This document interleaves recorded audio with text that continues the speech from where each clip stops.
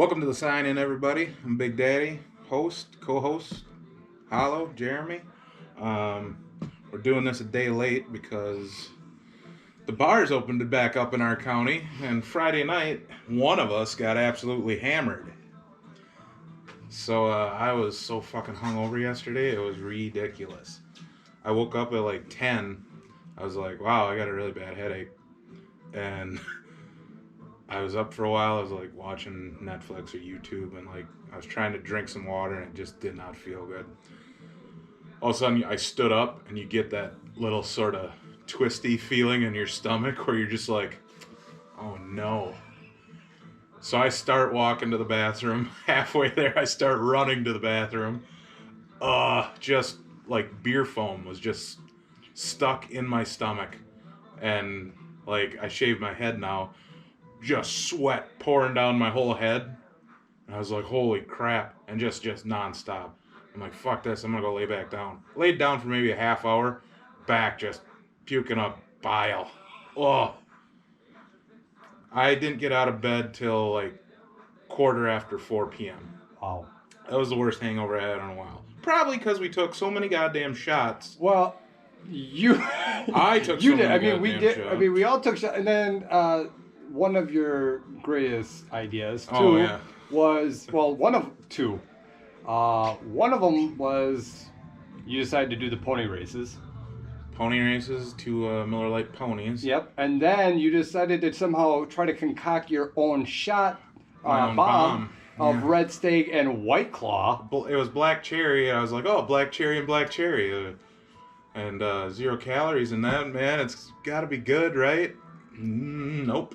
I mean, it was okay, but I took like 4 of them, and it was just pure alcohol because it's high alcohol content in one of those fucking White Claws. Yep. And that was the wash for the shot, which was fucking Red Steak Jim Beam whiskey.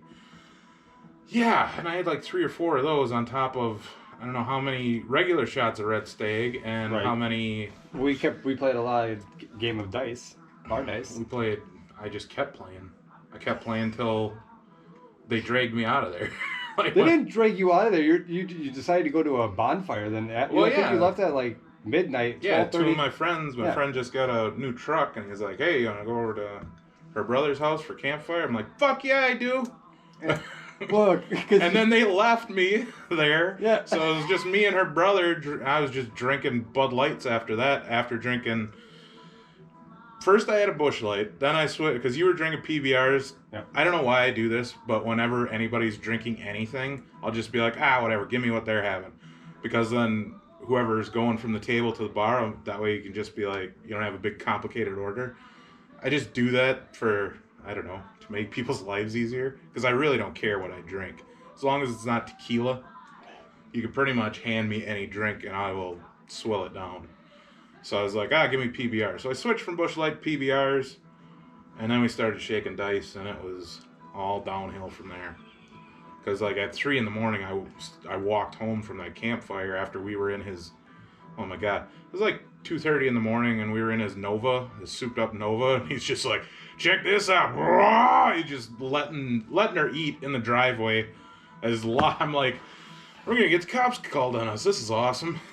Nah, they never showed up, but yeah. And then I was like, I gotta go home. It was like 3 in the morning, and I walked home about a quarter mile from their house, and I was like, then I stayed up, and this is probably why I puked too. I started watching The Kingdom on Netflix. Okay.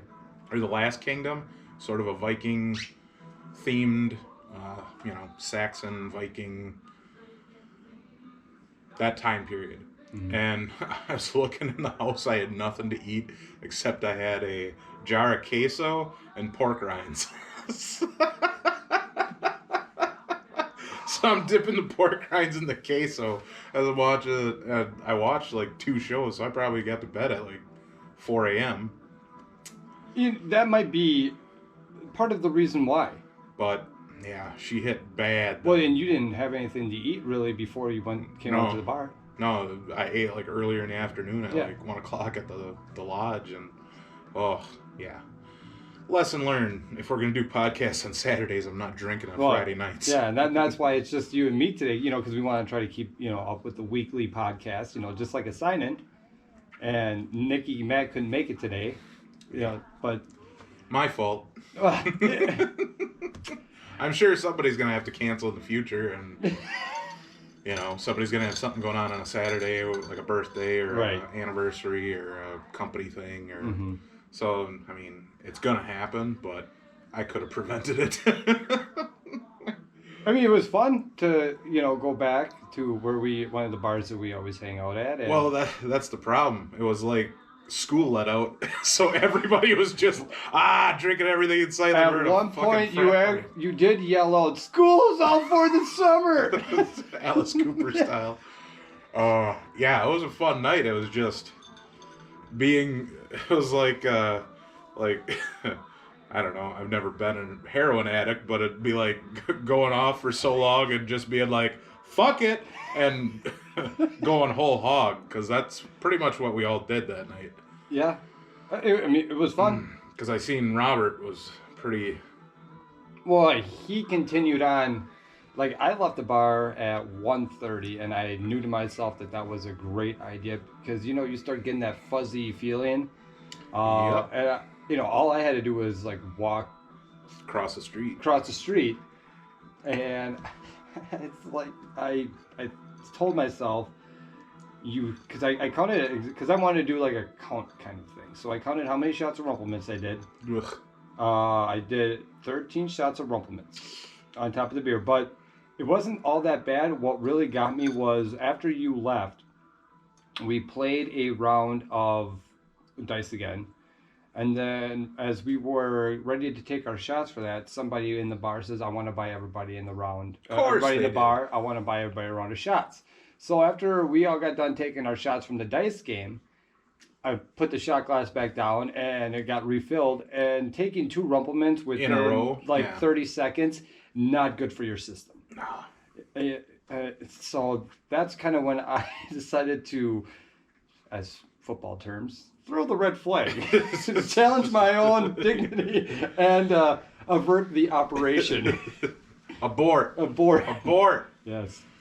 Oh, yeah. I mean, it was fun, but yeah, let's not do that again.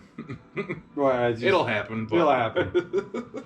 Well, before the bars all opened up, we would all go out to a buddy's house, but we were not drinking like as fast as we were doing. We weren't drinking like high schoolers. That Friday night, we were drinking like high schoolers. We drank that night like we did on that one Christmas Eve. Yeah. That one Christmas Eve where 3 years ago, right? Yeah, it was like 3 years ago. And if we would have saw Santa Claus, we probably would have killed him. Or held him ransom for all of his goodies. Which, speaking of, all the ideas you've had of what you wanted to do on Christmas Eve. Yeah. I got called for work this past year. I had Santa costume and everything. Yep. Man, I almost had a storyboard out of how we were going to have a Snapchat story of Santa down on his luck, progressively getting drunker and drunker, and antics getting worse and worse. Like, fuck them kids, I'll get it tomorrow. And just having a sack full of presents that you're like, he's like trading for drinks because he ran out of money. And pair of rollerblades for another shot. So, maybe this year, well, I'm going to talk to my boss. I better not be on call for Christmas 2 years in a row. Well, I mean, that did suck, because we were all at the bar at first. Yeah, I was out for like 5 minutes. I was like... We were just getting all set. Yeah, and then all of a sudden my phone rang. I was like, you gotta be kidding me. And you thought it was probably hopefully going to be one of those things where you just had to come here, take care of it, and you would come back. Yeah, all of a sudden it's 3 a.m. I'm still working on it. And actually 6:30 in the morning before I got confirmation that everything was fixed. Merry Christmas. Yeah. But my boss was cool with it. He gave me a big bonus because of it. So. Well, see? But still, I'm not doing that 2 years in a row. Because then I got called on New Year's too. New Year's Eve I was playing cards. Just going to have a nice little night. Well, 9:30, 10 o'clock, I got called again, and I was till 2 a.m. working on a problem for a hospital. Holy shit, I was pissed off. I'm like, my Christmas got ruined, and my New Year's Eve. that. So did you at all find out when you will end up going back to work? Not yet. I've been keeping in contact with my sort of supervisor. No plans yet, but it'll end, like tomorrow, Monday. I would have heard by now if we were going to start up Right. again. My guess is the earliest will be next week. So like the 20. So that would be the 26th then, because Yeah. Monday is Memorial Day. Yeah. Oh, yeah. So. And that's when we go back to work. We go back to work fully on the 25th.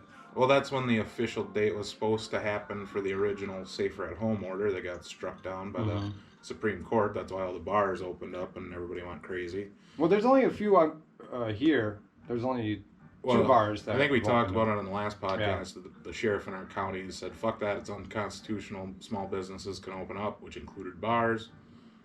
And the heavy drinkers that we all are in northeastern Wisconsin took advantage of it. Well, and I was talking to the bar owner that we were at the bar at on Friday, and he said it's got to be time. He's like, I wanted to get this place open again.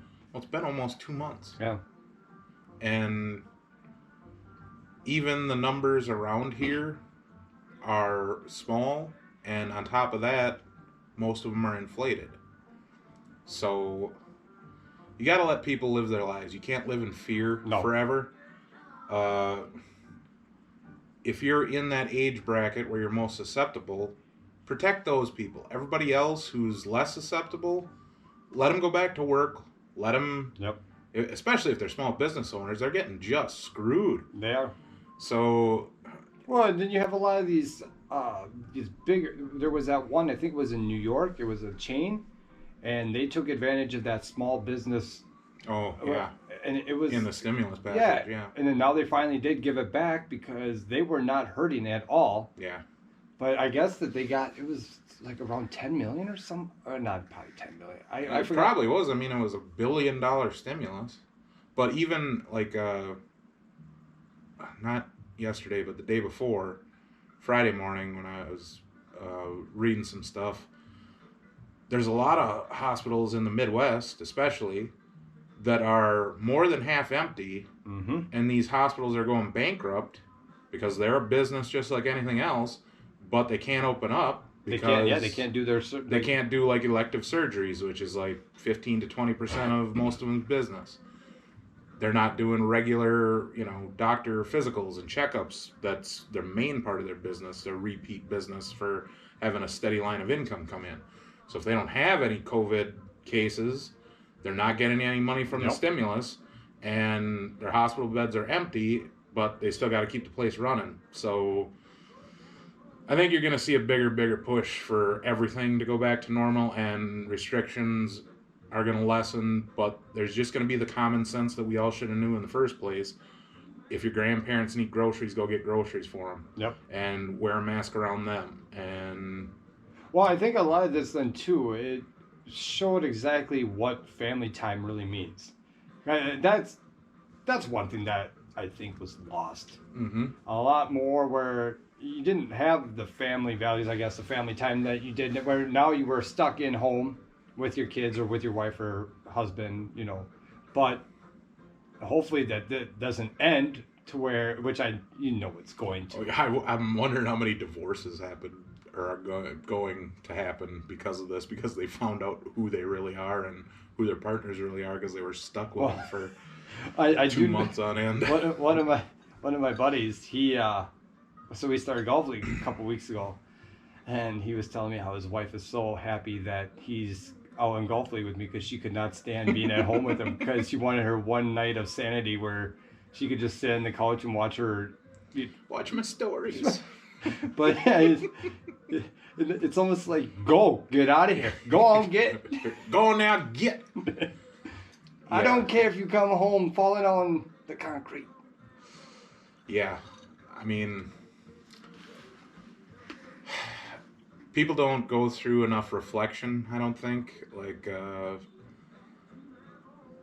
they don't know who they really are because they haven't faced their own fears. They haven't faced the shit going on inside their own head. They've sort of found distractions. They find golf league or this group on every single night. Right. So they don't have the time to sit down and think about all the shit that's going through their life and the people that are in their life and going, what the fuck am I doing? Mm-hmm. You know, or why am I doing it this way? Or why am I hanging out with these people? Or, you know, a lot of people have never had to do that before because they just be like, fuck this. I don't want to think about it. I'm going to go to the bar. Right. Or I'm going to go out to a restaurant with this person. Or I'm going to go see a movie. Or I'm going to go walk at the mall, go shopping. They weren't able to do that.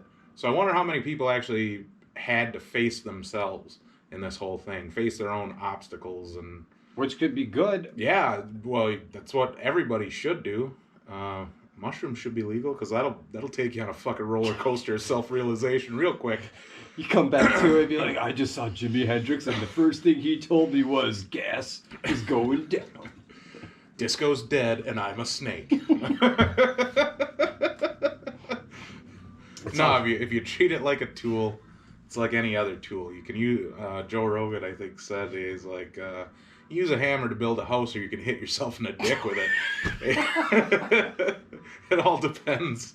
You know, you could abuse anything, but you could use it to your advantage as well. So, I think all that shit should be legal.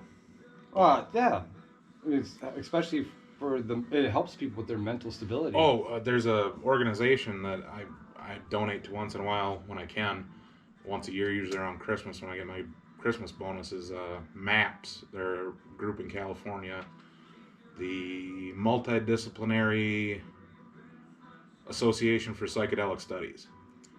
One of their main things that they do is they're curing like people with PTSD, like soldiers coming back from Afghanistan who've been in the shit, who are getting no help from the VA. Yep. And just recently it's like Oakland or Oakland County or one of the counties in California, psilocybin mushrooms are legal now. So they've got a center in Oakland, I believe. And you're hearing the reports from these soldiers going, after 3 sessions, I'm cured. It's not like a thing where I got to take a pill every day for the rest of my life or an antidepressant or something. It's a guided mushroom trip, basically, with, you know, I haven't gone into what actually goes on during a session because usually those things are doctor-patient confidentiality shit, but a lot of them are coming back with, if I didn't do this, I would have killed myself because antidepressants don't work. I just think it's too valuable not to pursue. If alcohol is legal, which people die from every year, nobody's ever died from an overdose of marijuana or cannabis. It's impossible. They did like a study on how much it would take, and you need to consume 1,500 pounds in a half hour in order to die from it, for a lethal dose. Yeah. So you would die from the smoke inhalation long before the actual THC would ever kill you. Salt is a half a pound. If you eat a half a pound of salt in an hour, you'll die. So that's the lethal dosage scale. And psilocybin mushrooms, it's a astronomical amount too. You'd like choke to death from how much is it? You'd trip balls for about a year, but you can't die from it. Right. It's not a lethal dose. There's a heroic dose, which author who's done psychedelic studies for a long time, Terrence McKenna, he's dead, but his brother still is an advocate for especially psilocybin mushrooms. But he called 5 dried grams a heroic dose because that's going to take you on the other side. I haven't done it, but I've always taken theoretically, I heard about a guy taking 1 gram and just sort of a microdose, and it feels awesome. I heard. Yeah, and you do a lot of self-reflection and shit, and it helped me out. Or this guy I know. You're talking about the other guy? The other guy, my twin, who looks just like me, that has the reverse. You know, he's the hawk to my animal. I'm the animal with this mohawk. He's got the reverse mohawk with the 2. Yeah. Speaking of which, did you watch the Dark Side of the Ring, the Legion of Doom? I have not. I was planning on doing it yesterday since I Well, let's didn't. do it after the podcast. Yeah, since I did not get I really did not do much yesterday. I had plans to do some. I did wake up with a nice hangover, Mm-hmm. but I kept myself fairly active in the morning. And then it came to about the afternoon time where I just sat sat on the couch and watched movies all day, and I was like dozing in and off sporadically throughout the day, and I couldn't fall asleep then. That's the one thing I hate. It's like Yeah. when you try to tell yourself, okay, you're gonna go to bed early tonight. Nope. And it was like 11:30. I was still up, flipping through channels, and the Korean Baseball Organization League was on ESPN. So I had to watch at least a couple innings of that. It was there. I will. When I was watching the game yesterday, I thought about there were some observations that I did take out of it. These Korean baseball players, wherever they're all like from all over, but Soul. well, I watched the game. It was between Seoul and the LG Twins. Okay. Empty stadium, but Oh, so it's not a replay; it's live. no, it was live. Oh. Yeah, That's cool. I'll show you the video. I actually took a video because I wanted to show you what. But it sounds weird because no stands, no fans in the stands. Really hear the crack of the bat. You can, but so they actually had the two ESPN announcers that do Sunday Night Baseball. Jessica Mendoza, I think it is, and I forgot what the other guy is. But they were doing it from their homes then. Oh, okay. So, but they were getting the feed then, they were getting the feed, and then they were doing the play-by-play that way for ESPN.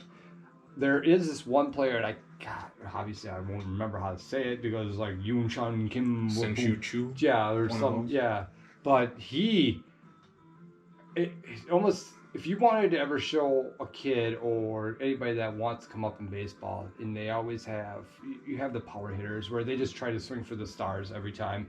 One great player I could say right now would be kind of like that would be like a Javier Baez.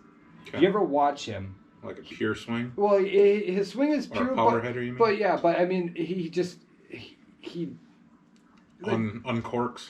right, and it's like every time he's up to bat, he's trying to swing for the fence, but there was the one player that was on for the LG Twins, I think it was, or for Seoul, I can't, but I watched him up at the plate, and his swing was just so natural. It was like one of those where you want to show kids this is how you should swing. Mm-hmm. But a lot of the Korean baseball players they have the high leg front kick. Yep. Like Hero. Keston Hira. Yep. Yep, And Keston Hira. Trying to who think. was Hero? Suzuki Ichiro. Yeah. Ichiro Suzuki. No, Suzuki was a shortstop, wasn't he? Or No, he was an third- outfielder. Or outfielder? Yeah. No, I'm talking about a pitcher. Oh, you're talking about the batter with the. Yeah, When they Yeah. take a swing, they do like Yeah. the kickstart. And all of them have this huge front leg. Yep. Okay, I know what but you mean now. he I had thought you one meant, like, too. pitchers do that Yeah. too. They lift So their like if knee you way ever watch Keston Hira, how he swings. Yep. Okay. How Keston Hira swings, a lot of the players in the Korean Baseball League, they have the same kind of kick. But if you ever watch Keston Hira, he's got that really smooth swing. Mm-hmm. That's why his ratio to strikeout was not that he didn't strike out a lot. Well, that's why Suzuki was so He good was for a so long too. he was a great Just a hitting contact machine. He was a great contact hitter. Like Keston here, he's a great contact, and now his power's starting to come into play. Being in the majors now, 2 years? I think this will be his third year. But there was that one player, and I thought to myself, my God, that would be. If you wanted to show kids how you would want to approach a plate, and batting stance and all that, and your follow through, go with with your hips. That was, and they were talking then also about the Korean baseball players. Their regiment or their fitness to getting ready is nonstop. Yeah. So I was thinking about it then too. So Major League they're discussing having it start in July. Yep, 4th of July weekend. 4th of July Called weekend. it. Yep. And a lot of the players are complaining. I wouldn't say a lot of them. There are some that are complaining, are voicing their opinions, which they have the right to, but they are voicing their opinions saying that they should not be being docked and paid. Okay, and a lot of them are saying, "Well, I'm not going to risk my, my family or my kids, or I'm not going to risk my health, or which is totally fine." And Dan Patrick, I was watching Dan Patrick's show last week, and he brought up a really great point. He says, "I have no problem at all with these players if they feel that they do not want to put themselves in that situation." But these players that are complaining because of money. Yeah. That'd be like me saying, I don't feel safe going back to work, and my boss saying, that's fine, but you're not going to get paid. Right. And then me saying, no, you have to pay me for doing nothing. And Dan Patrick said the same thing. He's like, look at all these people right now who are having to go to work. The essential workers, okay? They can't say, no, I'm not making enough money, I'm not coming to work, because you're going to get fired. Yeah, okay? They're going to find somebody else. Yeah, and they're going to find somebody else. There's plenty other people looking for work. And a lot, it's just a few of these players, but the thing is the MLBPA, the Players Association, the union, they're looking at as they feel that these players, and a lot of them are against what the union is thinking. Like I saw then the interview with Clayton Kershaw. He said straight out, he's like, I don't care if I have to take my dock and pay. He's like, I just want to get back out there. Okay? Which is probably how most guys feel. It's just they're not saying nothing. Right. There's like the few, like the Blake Snell. I know that he was one of them. Did you see that meme where it was like the fish from the South Park? Yeah, the gangster white boy from South Park. It's like the moment you realize Blake Snell looks like the gangster white boy from South Park. Yeah. I was like, I was hungover, but I saw that and I just started laughing. I probably puked because of it. Thanks, Joe, our buddy who shared that on Facebook. That's how I saw it anyway. Oh my God. Yeah, I don't understand I think a lot of these guys just don't realize the position they are in life, where they're making more in a year than most people make in a lifetime. Right. So that's why nobody has any sympathy for them whatsoever. No. And also, what was another one that they were also talking about was, now the Major League Baseball, their owners and, the owner side of things, they've already said that one way that we can eliminate or help with this is after games, take your showers at home. Don't take your showers in the locker room. Also, here this was no joke. Another one was no spitting on the field. Yeah, I heard that. I heard no high fives, no bumping fists. No hugging, no nothing like that. Basically, no physical contact. But it's like the pitcher has to. You got to pick up the ball that everybody's handling. So it's kind of like, are you going to have every guy have a bottle of sanitizer in their back pocket? Right. So as soon as they, handle the ball, once the out happens, they're. Well, maybe they should take steps from how they're doing it in the Korean Baseball League, because even the umps, like the players themselves.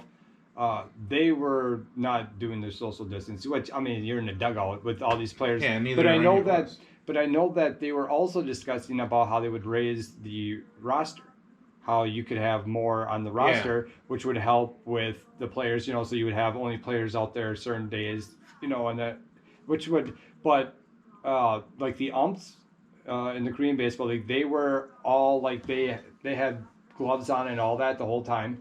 And the players, a lot of the players, they kept their gloves on the whole time, like their batting gloves. It's Major League Baseball. They can afford to do what the UFC does with the testing. Mm-hmm. If everybody who's on the field is tested, if everybody in the locker room is tested, everybody's okay,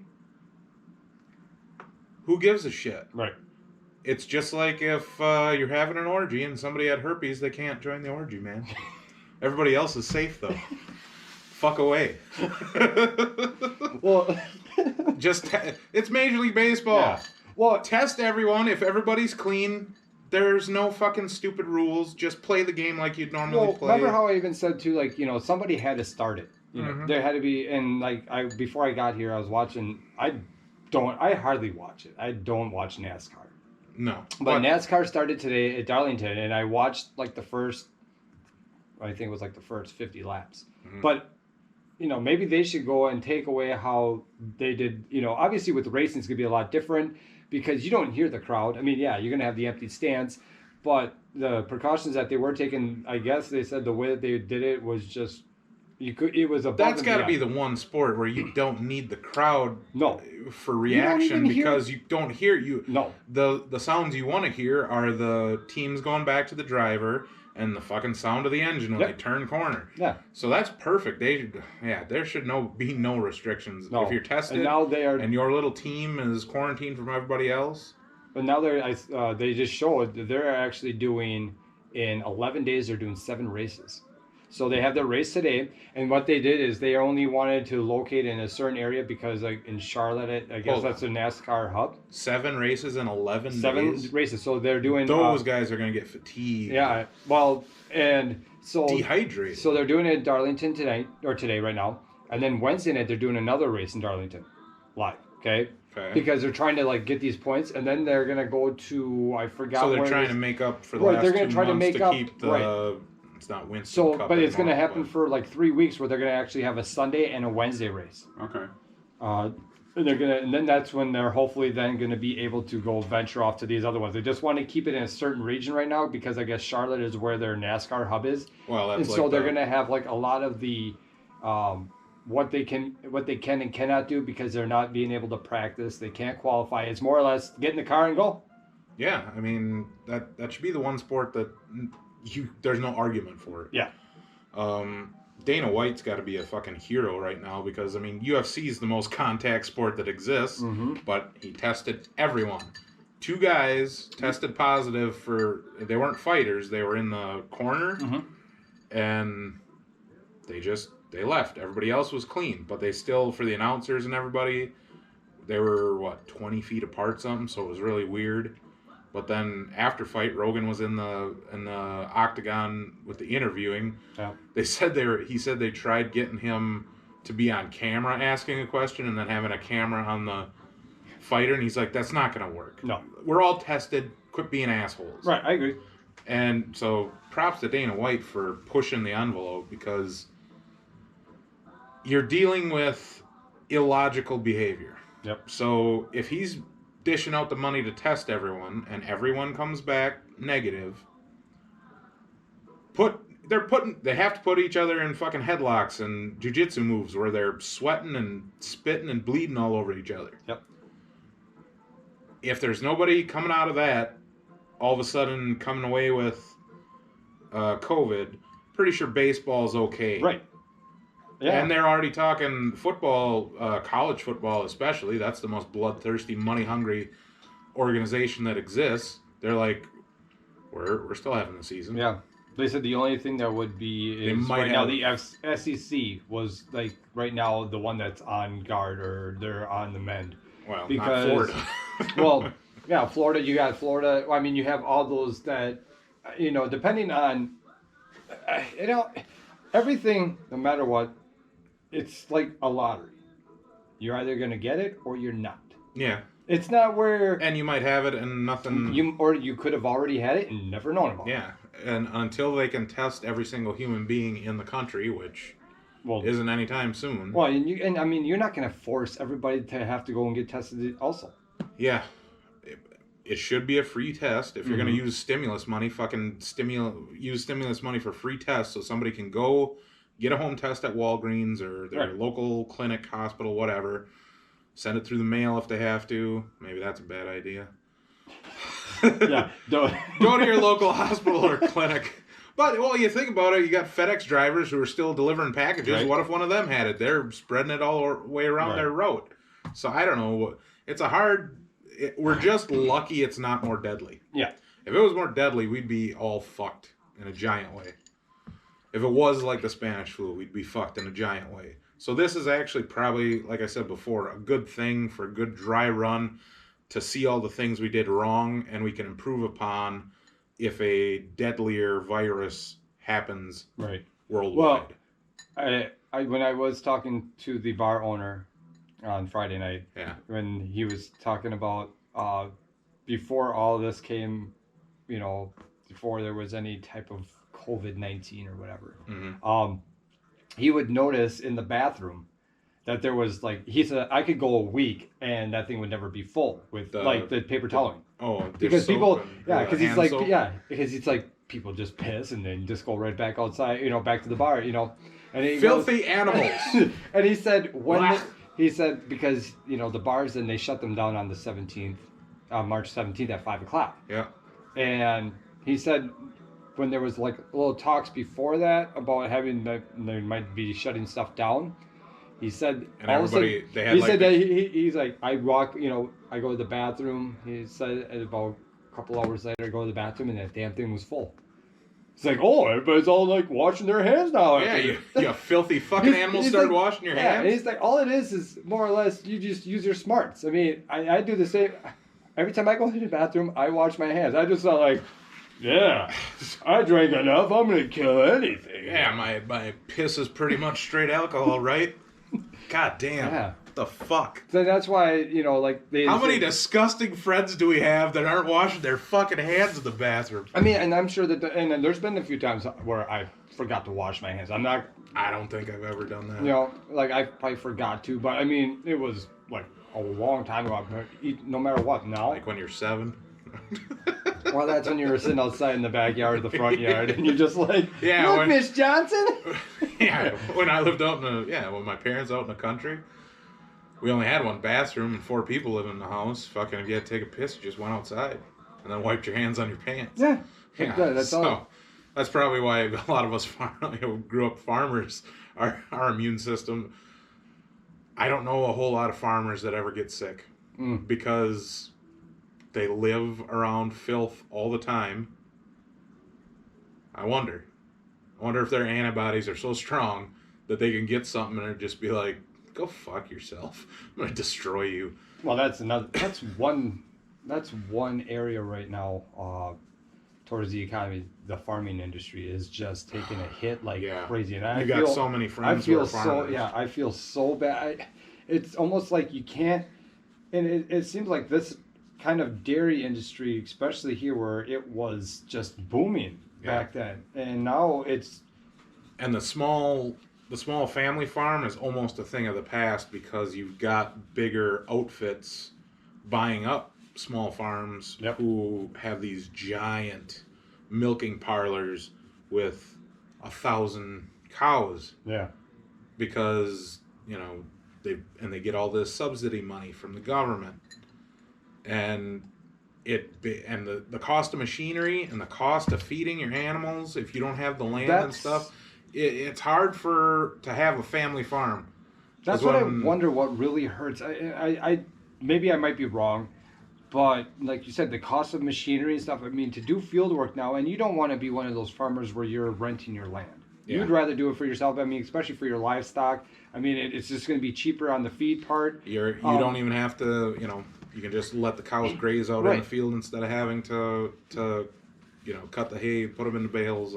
But what do you do? I mean, if you're a small business, a small farm, and then you have to go and you have to buy a combine, and you had a combine that worked, but now you have to go and buy a $500,000 combine.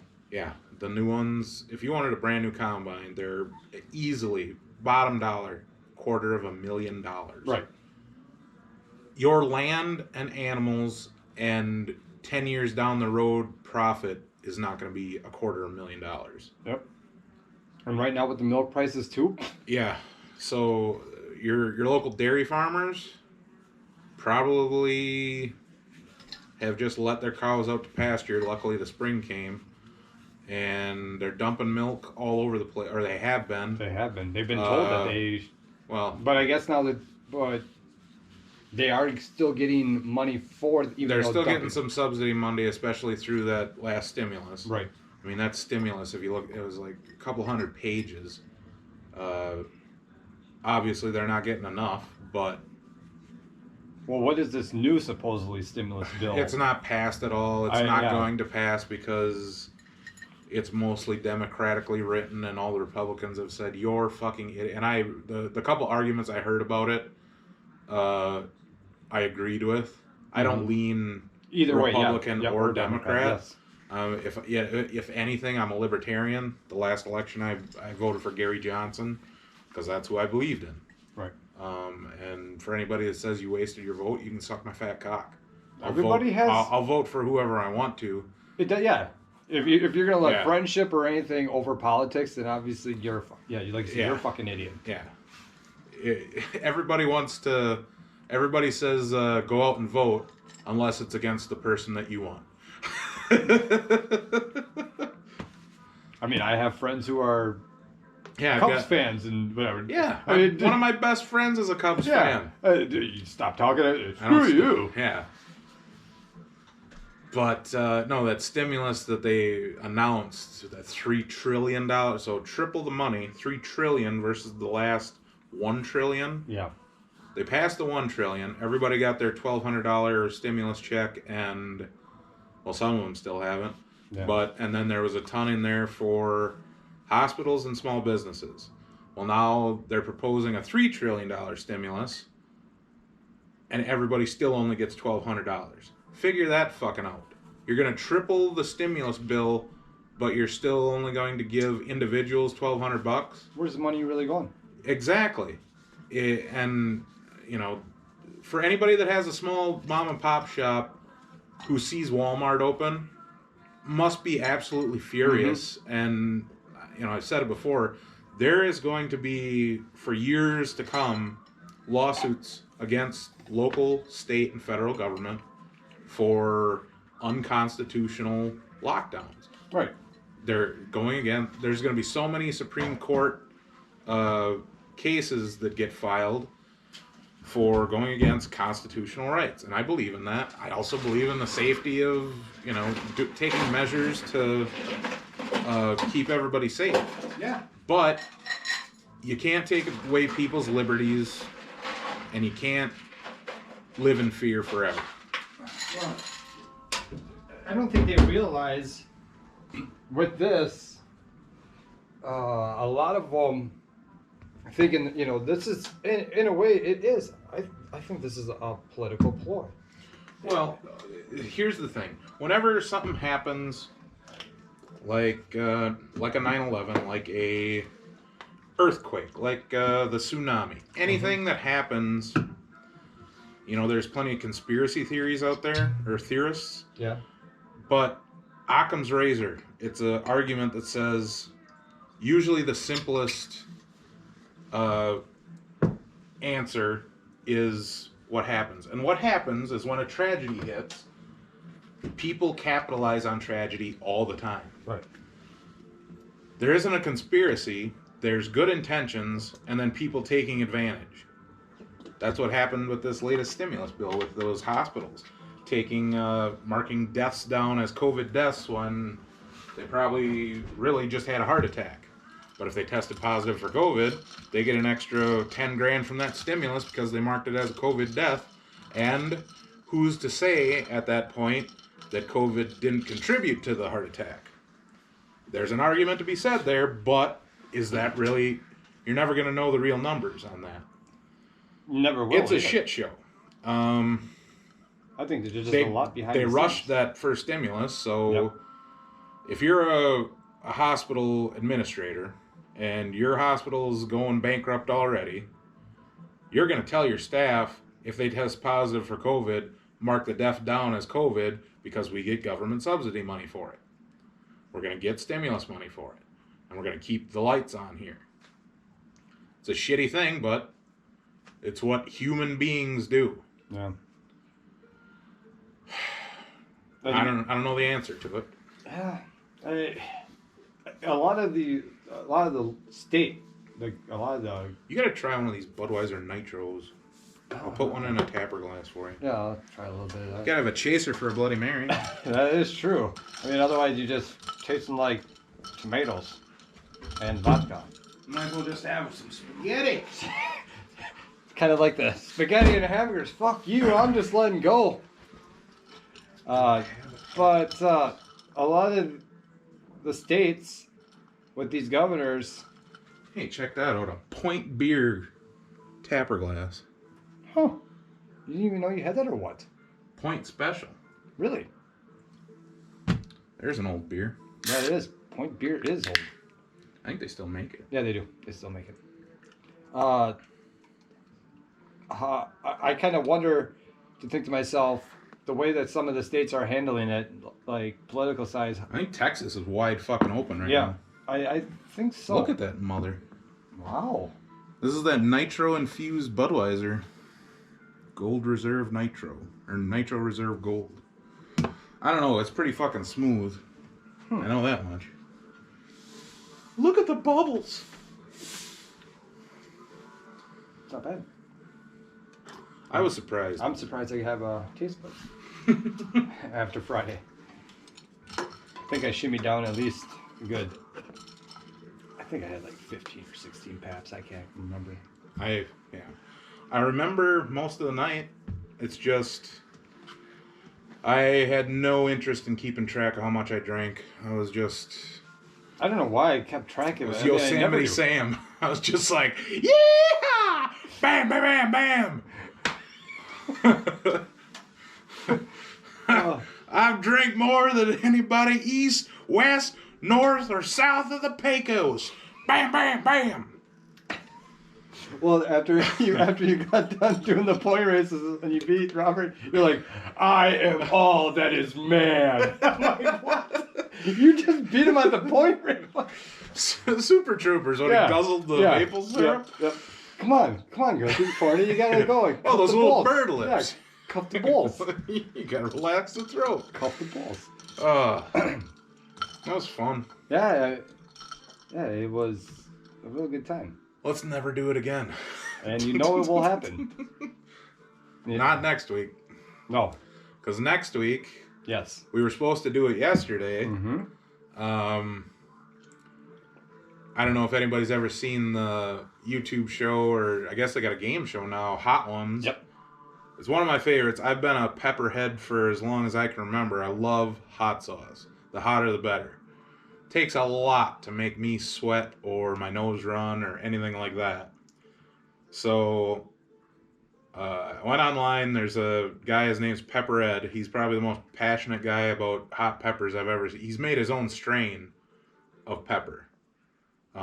Supposedly it's hotter than a Carolina Reaper, which is the hottest. What's the Scoville on it? See, here's the thing about Scoville units. They're kind of bullshit. There isn't an accurate, it's the most accurate measurement of capsaicin, which is the hotness of a pepper. It's the seeds and the membrane on the inside that the heat comes from a pepper. But usually a Carolina Reaper, last time I checked, was between 1.8 and 2 million Scoville units. But it all depends on where you grow it, what the climate is, what the soil is. So about the hottest is a 2 million Scoville unit pepper. Which if you ate it, you'd be crying. Mm-hmm. I've had 1 million Scoville unit pure capsaicin, which is the hottest thing I've ever tried in my life, up in Eagle River at Smugglers. Also has some of the hottest horseradish and brown mustard. I brought it back. I don't know if you've ever tried it. Robert has tried it. Man, that horseradish, you take like a... Well, it's probably good to have, like, especially if you've got clogged up. God! Sinuses and all that. Yeah, just clear that all up. Fuck that Noxzema, not Noxzema. There's your problem. You're using Noxzema. I've been using Noxzema this whole time to try and clear my sinuses. Son of a bitch. And then what do you use to clear acne? NyQuil? Yeah, NyQuil. No, what's the crap in the Vicks Vapor Rub? Yeah. Instead of Vicks Vapor Rub, you unscrew the cap on this horseradish and take a deep breath, and your eyes will perk right up, and yeah, that sucker will be clear, your nasal passages. Probably be a good thing if you end up having too much to drink. Bring home a 3. All right, and right before you decide to go and make a mistake, you go and you just clear everything up. And then you run out of the house. Yeah. And then you start running down the street and you realize you just ran out of your own house. If you took, like on a pretzel, like half the size of your pinky nail, and you eat that, you will feel like you got punched in the back of the nostrils, and your nostrils will flare and your breath will get taken away for about 5 to 10 seconds, and then it's gone. Like, because it's not spicy heat, it's Well, you've had horseradish Yeah. before, and it's that sort of weird tang that a horseradish has.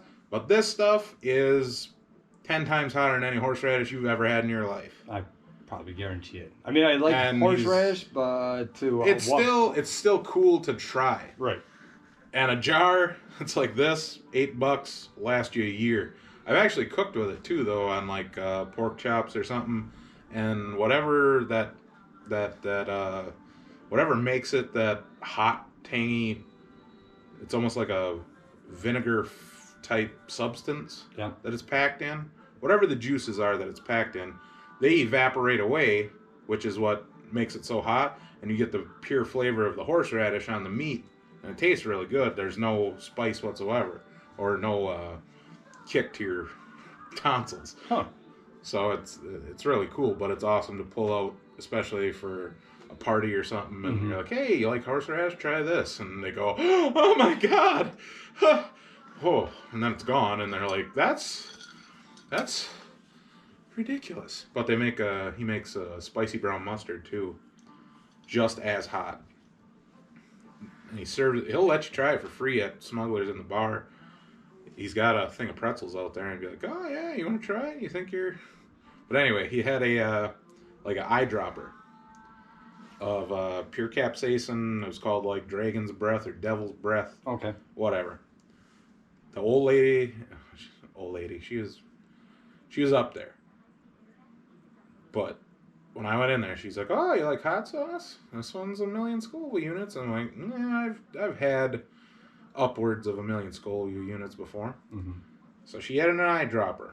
One drop on my finger, right down the center of the tongue, because I'm a badass, right? As we found out also on Friday. And for the first minute, I was like, yeah, this is really hot, but it's about the hottest of every other hot sauce I've ever had. I'm all right. A couple minutes go by, and she just keeps building and building. And all of a sudden, I start sweating. And I've never sweat before, other than this time, from hot sauce. And I am just getting drenched like, this is the worst decision I ever made. For a half hour, that heat just stayed in my mouth. Water didn't help. Finally, she says, here, take a big scoop of horseradish and rub it on your tongue. I'm like, you can go fuck yourself, you ugly bitch. And she's Carol like, Baskin, you bitch. fuck you, Carol. She's like, no, the oils in the horseradish will clear it from your... She's like, it's going to suck, but the oils from the horseradish will rub it away from your tongue, rub the capsaicin away from your tongue. Really? And the heat will go away faster. And I was like, fuck it, I'll try it. So I took a regular pretzel, and about half of it was covered in that horseradish, and I fucking wolfed it down, spread it all over my tongue and everything, and then took a drink of water. 5 minutes, I was good to go. Yeah. Wow. I never knew that. But then she's like... Ben Groff will tell the story. He's like, I'm like, oh, I gotta go to the bathroom. She's like, don't touch your pecker with that... with that left hand. You'll be sorry. Not only will you catch COVID, Oh. you'll get a burn the sensation. I've done that before at Buffalo Wild Wings, get the mango habanero wings, and then I went to the bathroom. I'm like, rookie mistake. Shit. Here's an hour of my balls and shaft. Maybe we need to make come up with some kind of patent where certain pants like an aloe vera glove. Well, not only, or you're like, and then you just reach in and it's a remote control and it automatically just unzips your pants. And then your pecker just comes out and it goes back in. Seems like a lot of work. Yeah. Aloe vera glove. It's kind of like, it's like talking to a girl and trying to take her home. That's just a lot of work. A lot of work. Can I just pay you? You mean I actually have to listen? But yeah, after UFC got back on, I heard college football just saying, yeah, well, our season ticket holders, they're going to come to the games. We're still having our season. NFL said the same thing, so be interesting to see what happens. But I think I think things after this next week, especially as even the inflated numbers go down, and everything I've seen so far is it has, even in the hot spots like New York. Yeah.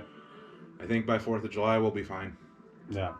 I'm hoping Dairyland, our local baseball league. They had a meeting. They have another one tomorrow, I think. Isn't it tomorrow? Or Tuesday. Oh. No. It's the week before the end, June 2nd. Oh yeah, June 2nd. Yep. Okay. Yep. That's when they have their next meeting to discuss what they're going to do. They're making a final decision on June 2nd whether or not to have the league. The Legion League is canceled for the rest of the year, which I don't know how they could just knee-jerk reaction that shit. Which is why I'm glad the Civic Association for our town has not yet canceled the 4th of July events, even though they're having a tough time right now getting sponsorship because nobody knows if it's still going to happen. So well, and you can't really go to businesses who have been shut down for how long. Yeah, exactly. If you've got businesses who haven't been operating in the last 2 months, they don't have any money to give you to sponsor. Right. And for you to go and say, hey, you want to sponsor or give us money for this, that's just a dick thing. Yeah, So hopefully they figure something out. I would gladly only have I would go without the fireworks altogether. I'd rather just have the parade and all the stuff up at the park. Now just have half the fireworks we usually get. No, let's just say that the 4th of July does not happen. Ugh. I don't know. You didn't let me finish. All right? Because I will say this, that I've already, because I'm on some boards. Committees, groups, secret societies. Babysitters Club. Skull and Bones. But yeah, so we've, one that I have talked to, I will say that we have discussed that if that does not happen, the 4th of July does not, whatever, we are going to try to do something. Like in August or something? No, on the 4th. Oh, to still do something, just still not, do something not because with the Civics Association. I won't take it too, because I know some things.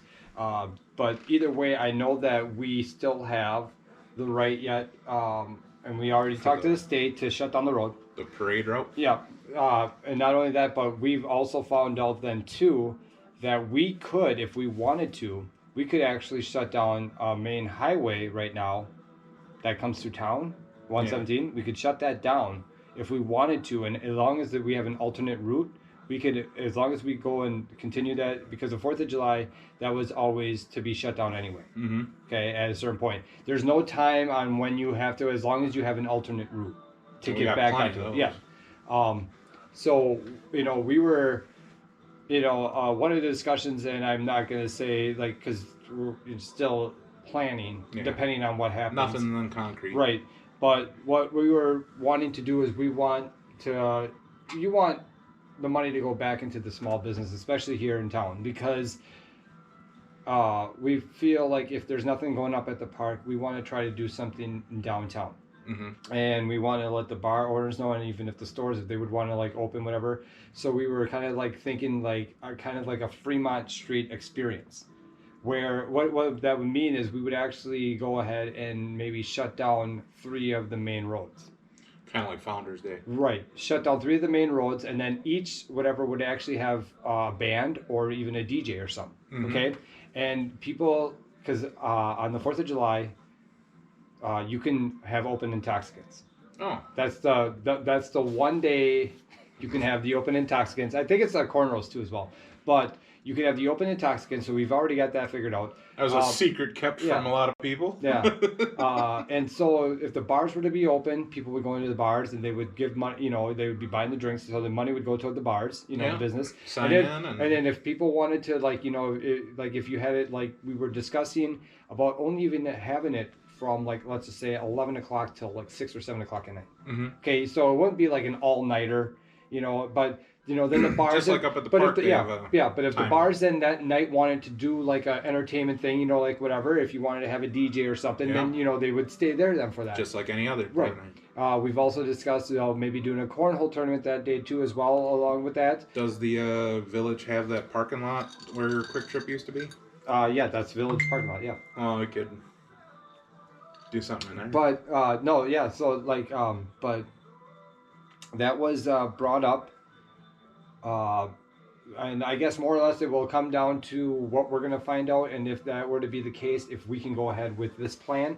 And I think it would be a great idea because, like the businesses as well, if they wanted to be open, I understand it's the 4th of July, but if the parade doesn't happen and stuff like that, but nobody else is going to be doing anything, and I'm sure people are still going to want to get out.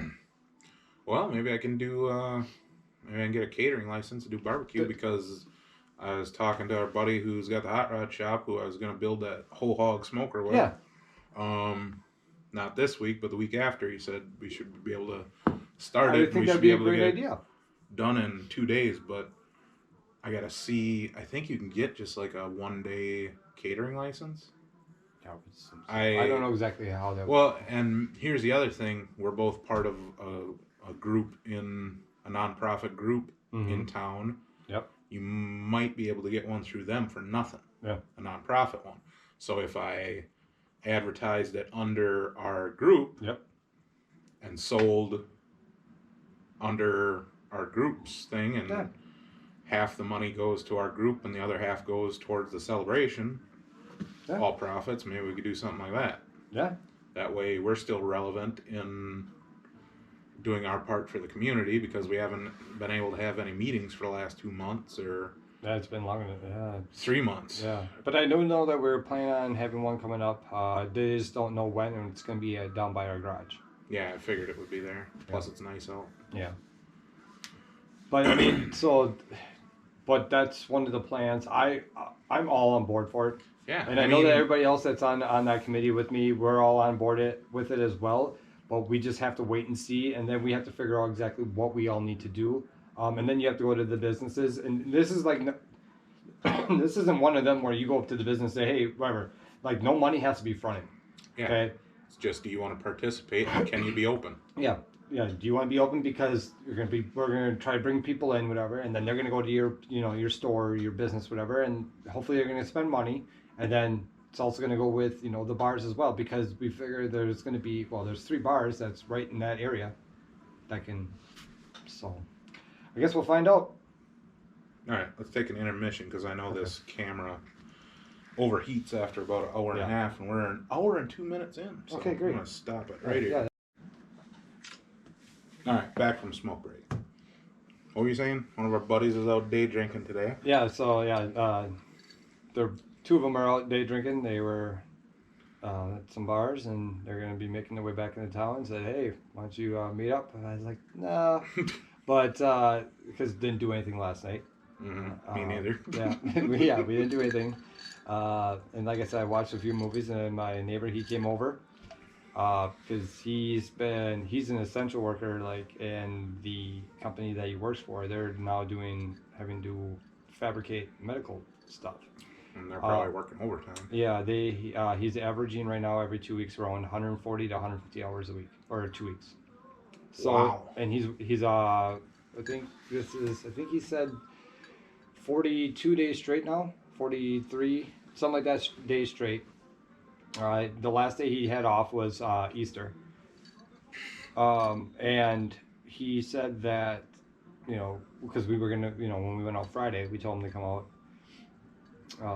And he knew that it would have been a bad idea because he had to be up at work at 3. And, he wouldn't have gone to bed. He would have just stayed out and stayed up an extra hour. Yeah, but then he came over last night.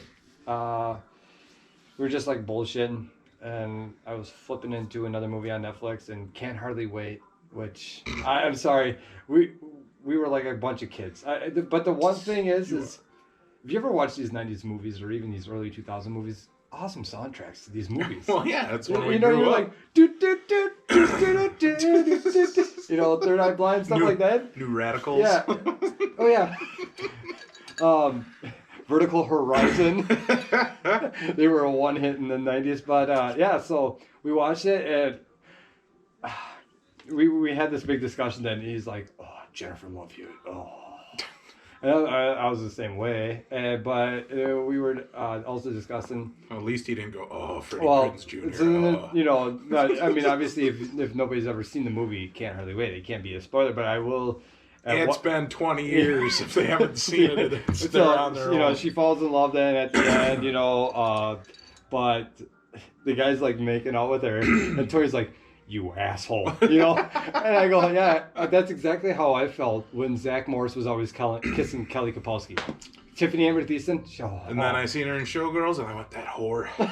Oh, really? And you didn't think about that in? No, that wasn't Tiffany Amber Thiessen. That was Elizabeth Berkley. That was Berkley. Jessie. Yeah, Jessie. Jessie Spano. I'm so excited. I'm so excited. I'm sold. Yeah. The last thing I've been watching on Netflix was that Last Kingdom. Yeah. Otherwise, I got hooked on this. I don't know if you've seen it, Hangar 1. It's all about UFO. It's like 8 episodes or 10 episodes, all about what the government has released in the past like 5-10 years on actual UFO sightings and like the radar and pilots. What do they call it when a pilot comes in or anybody comes in? They debrief them. So they've released all the debriefings, and there's objects out there that pilots have seen and interacted with that defy gravity. They don't have heat signatures. They can't explain it. So they're truly unidentified flying objects. Now, what do you? I mean, they exist. Whether it's a secret government operation, because Area 51, that's what Area 51 originally was a secret government experimental aircraft place. So originally, when like the SR-71 Black Hawk, that cool looking, the G.I. Joe plane, when people first saw that, and when they first saw the original stealth bomber, they'd never seen anything like that before. They thought they were UFOs. Well, they were experimental aircraft.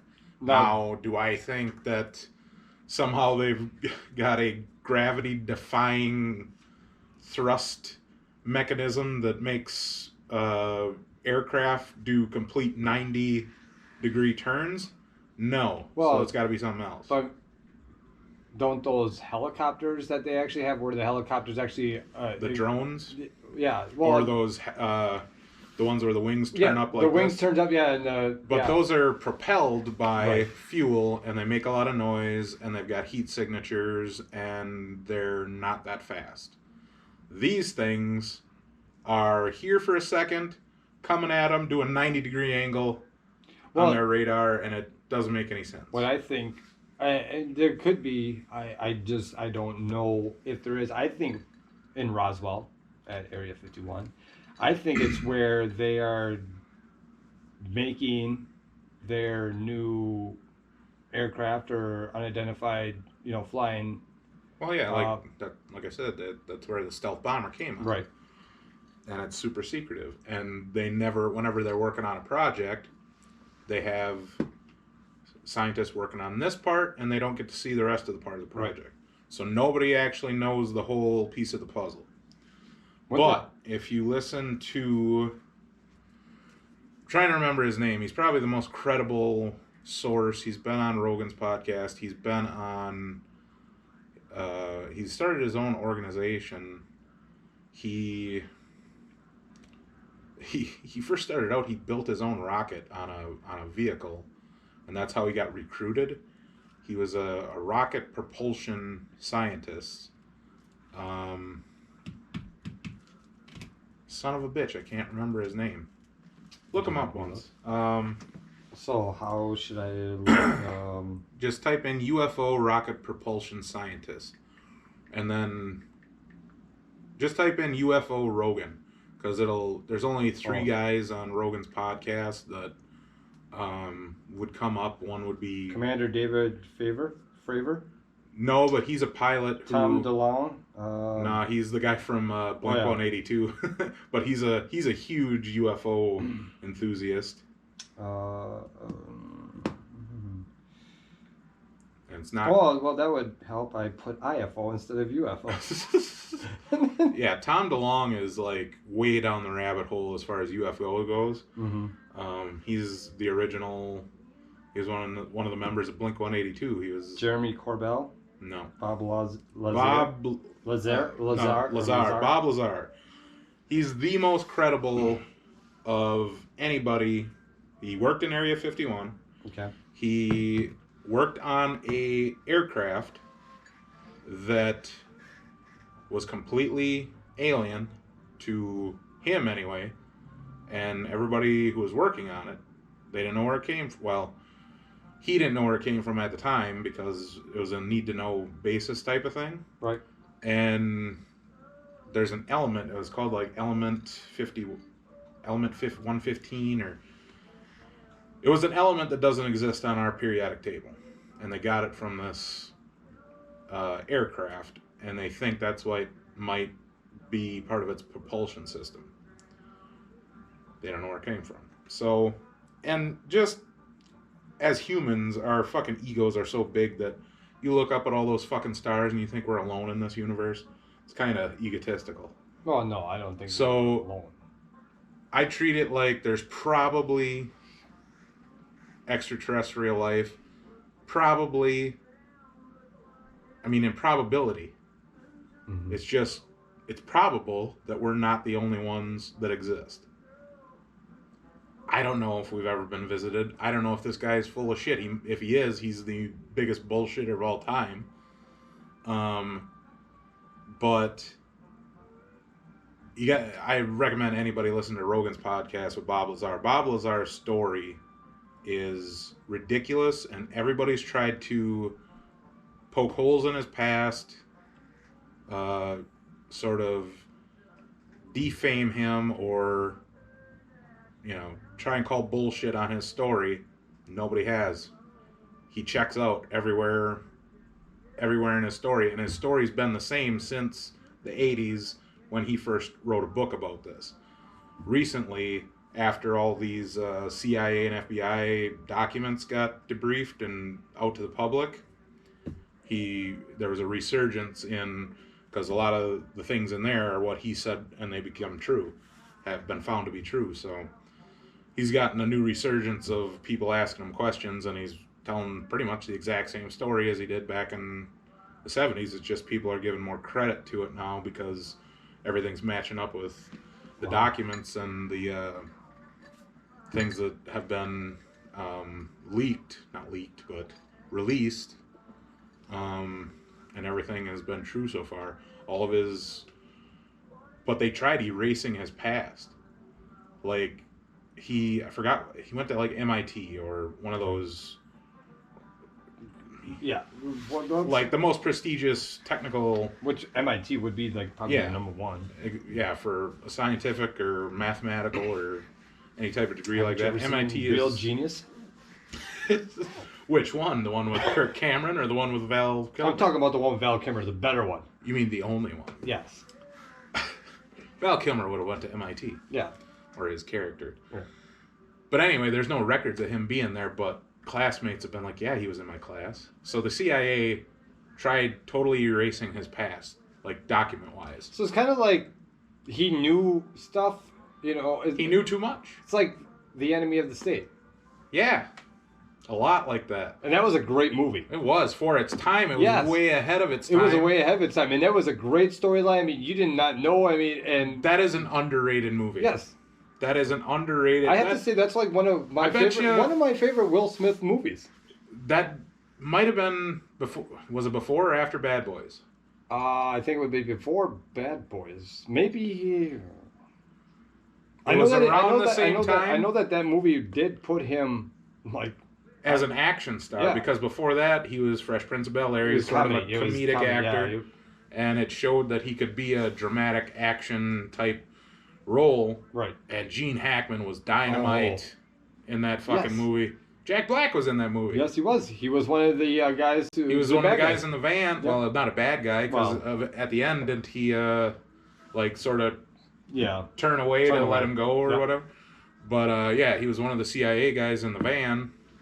But Gene Hackman was a motherfucker in that movie. Yeah, that's a great movie. And nobody really, there's never been a movie like that about the surveillance of this country and what kind of technology we had, it was sort of like Oh, I mean, before that time, no. yeah. No. Before that, barely anybody knew that the NSA even existed. Yeah.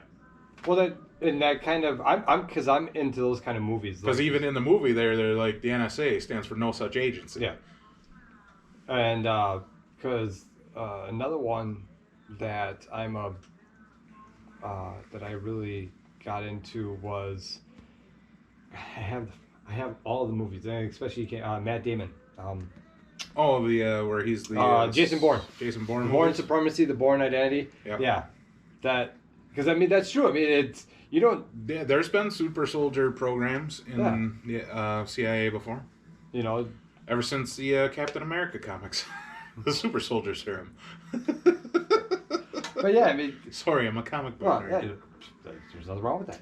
But yeah, those kind of movies, everything about those movies, and I'm sure because we all know that the government, they whether you're on the internet or on your phone, you know, I mean, there are so many people too at work that I know on their laptops they actually put a post-it over the camera.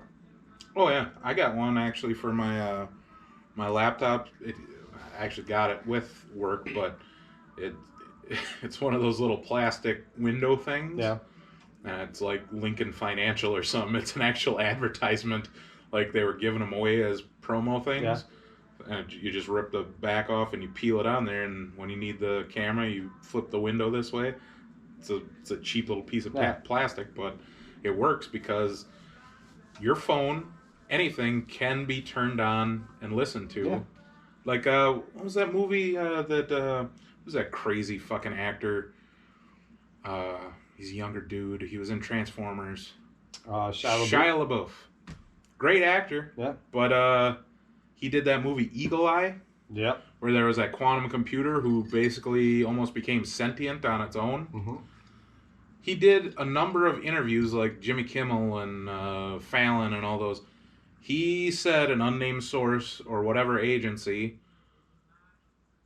took his phone, or no, didn't even take his phone. It'd be like, because he was asking questions. He's like, come on, nothing like this could actually ever happen, right?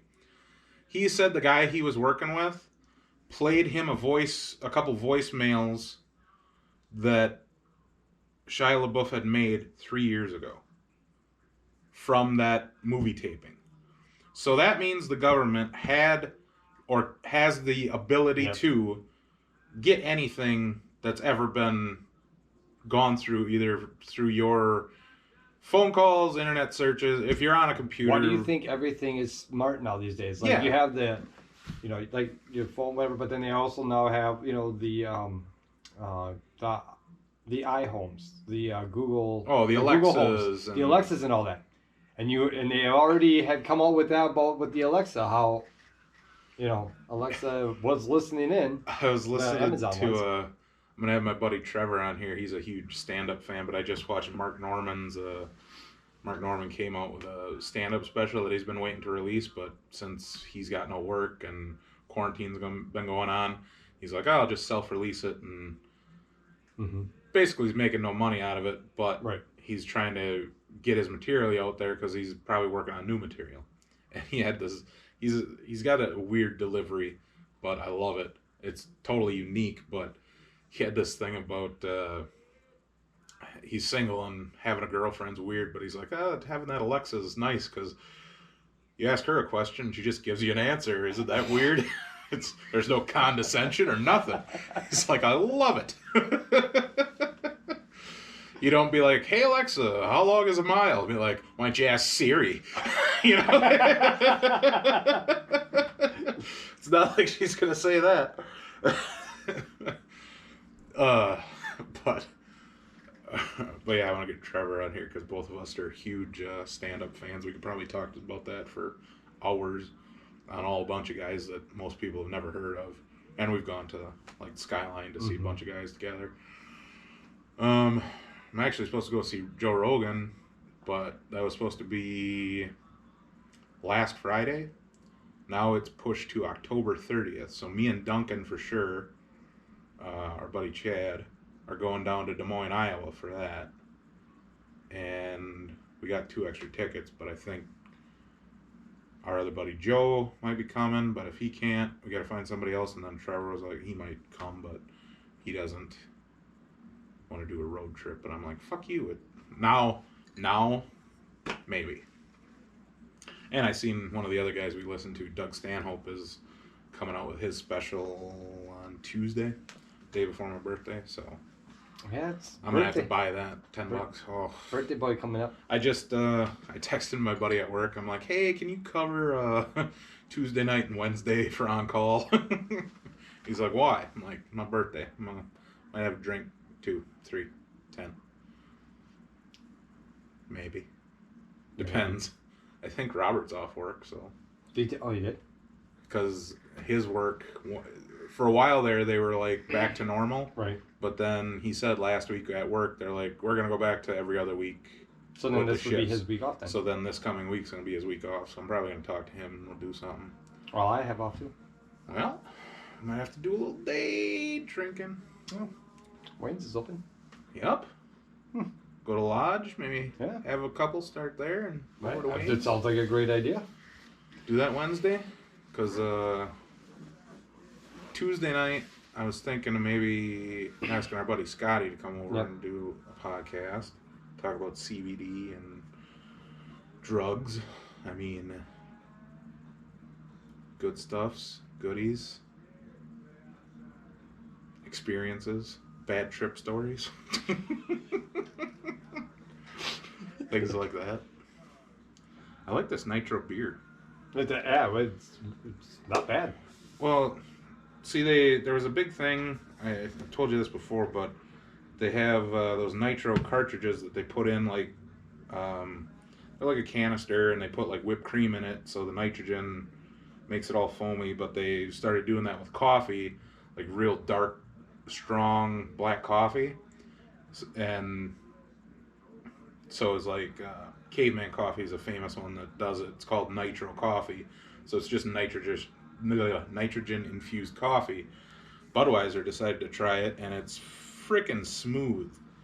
I usually don't drink Budweiser, but this is pretty good. I was surprised. It's probably dangerous because flip the can 3 times. Really? I didn't do that. It says right here, nitro, pour. I don't like beer with instructions. Flip the can 3 times. Open and pour hard. Wait for it. God damn it. That's what it says. So it says you have to flip the can 3 times. All right. Let's see how that goes, huh? I'm gonna do this. Yeah, you gotta put in. But they're showing to put in the glass though. Then. Yeah, after that though. But when it says pour hard, hey. Hey, I even have a Budweiser. Oh, there you go. Hey, goblet. but when they do it, whatever, they actually do like this. You have to have it all the way like this. Let me see. See? I'm getting old. I have to fucking hold. Hey, can you see? All right, flip it 3 times. 1, 2, 3. Okay, now open it and then. This is gonna explode.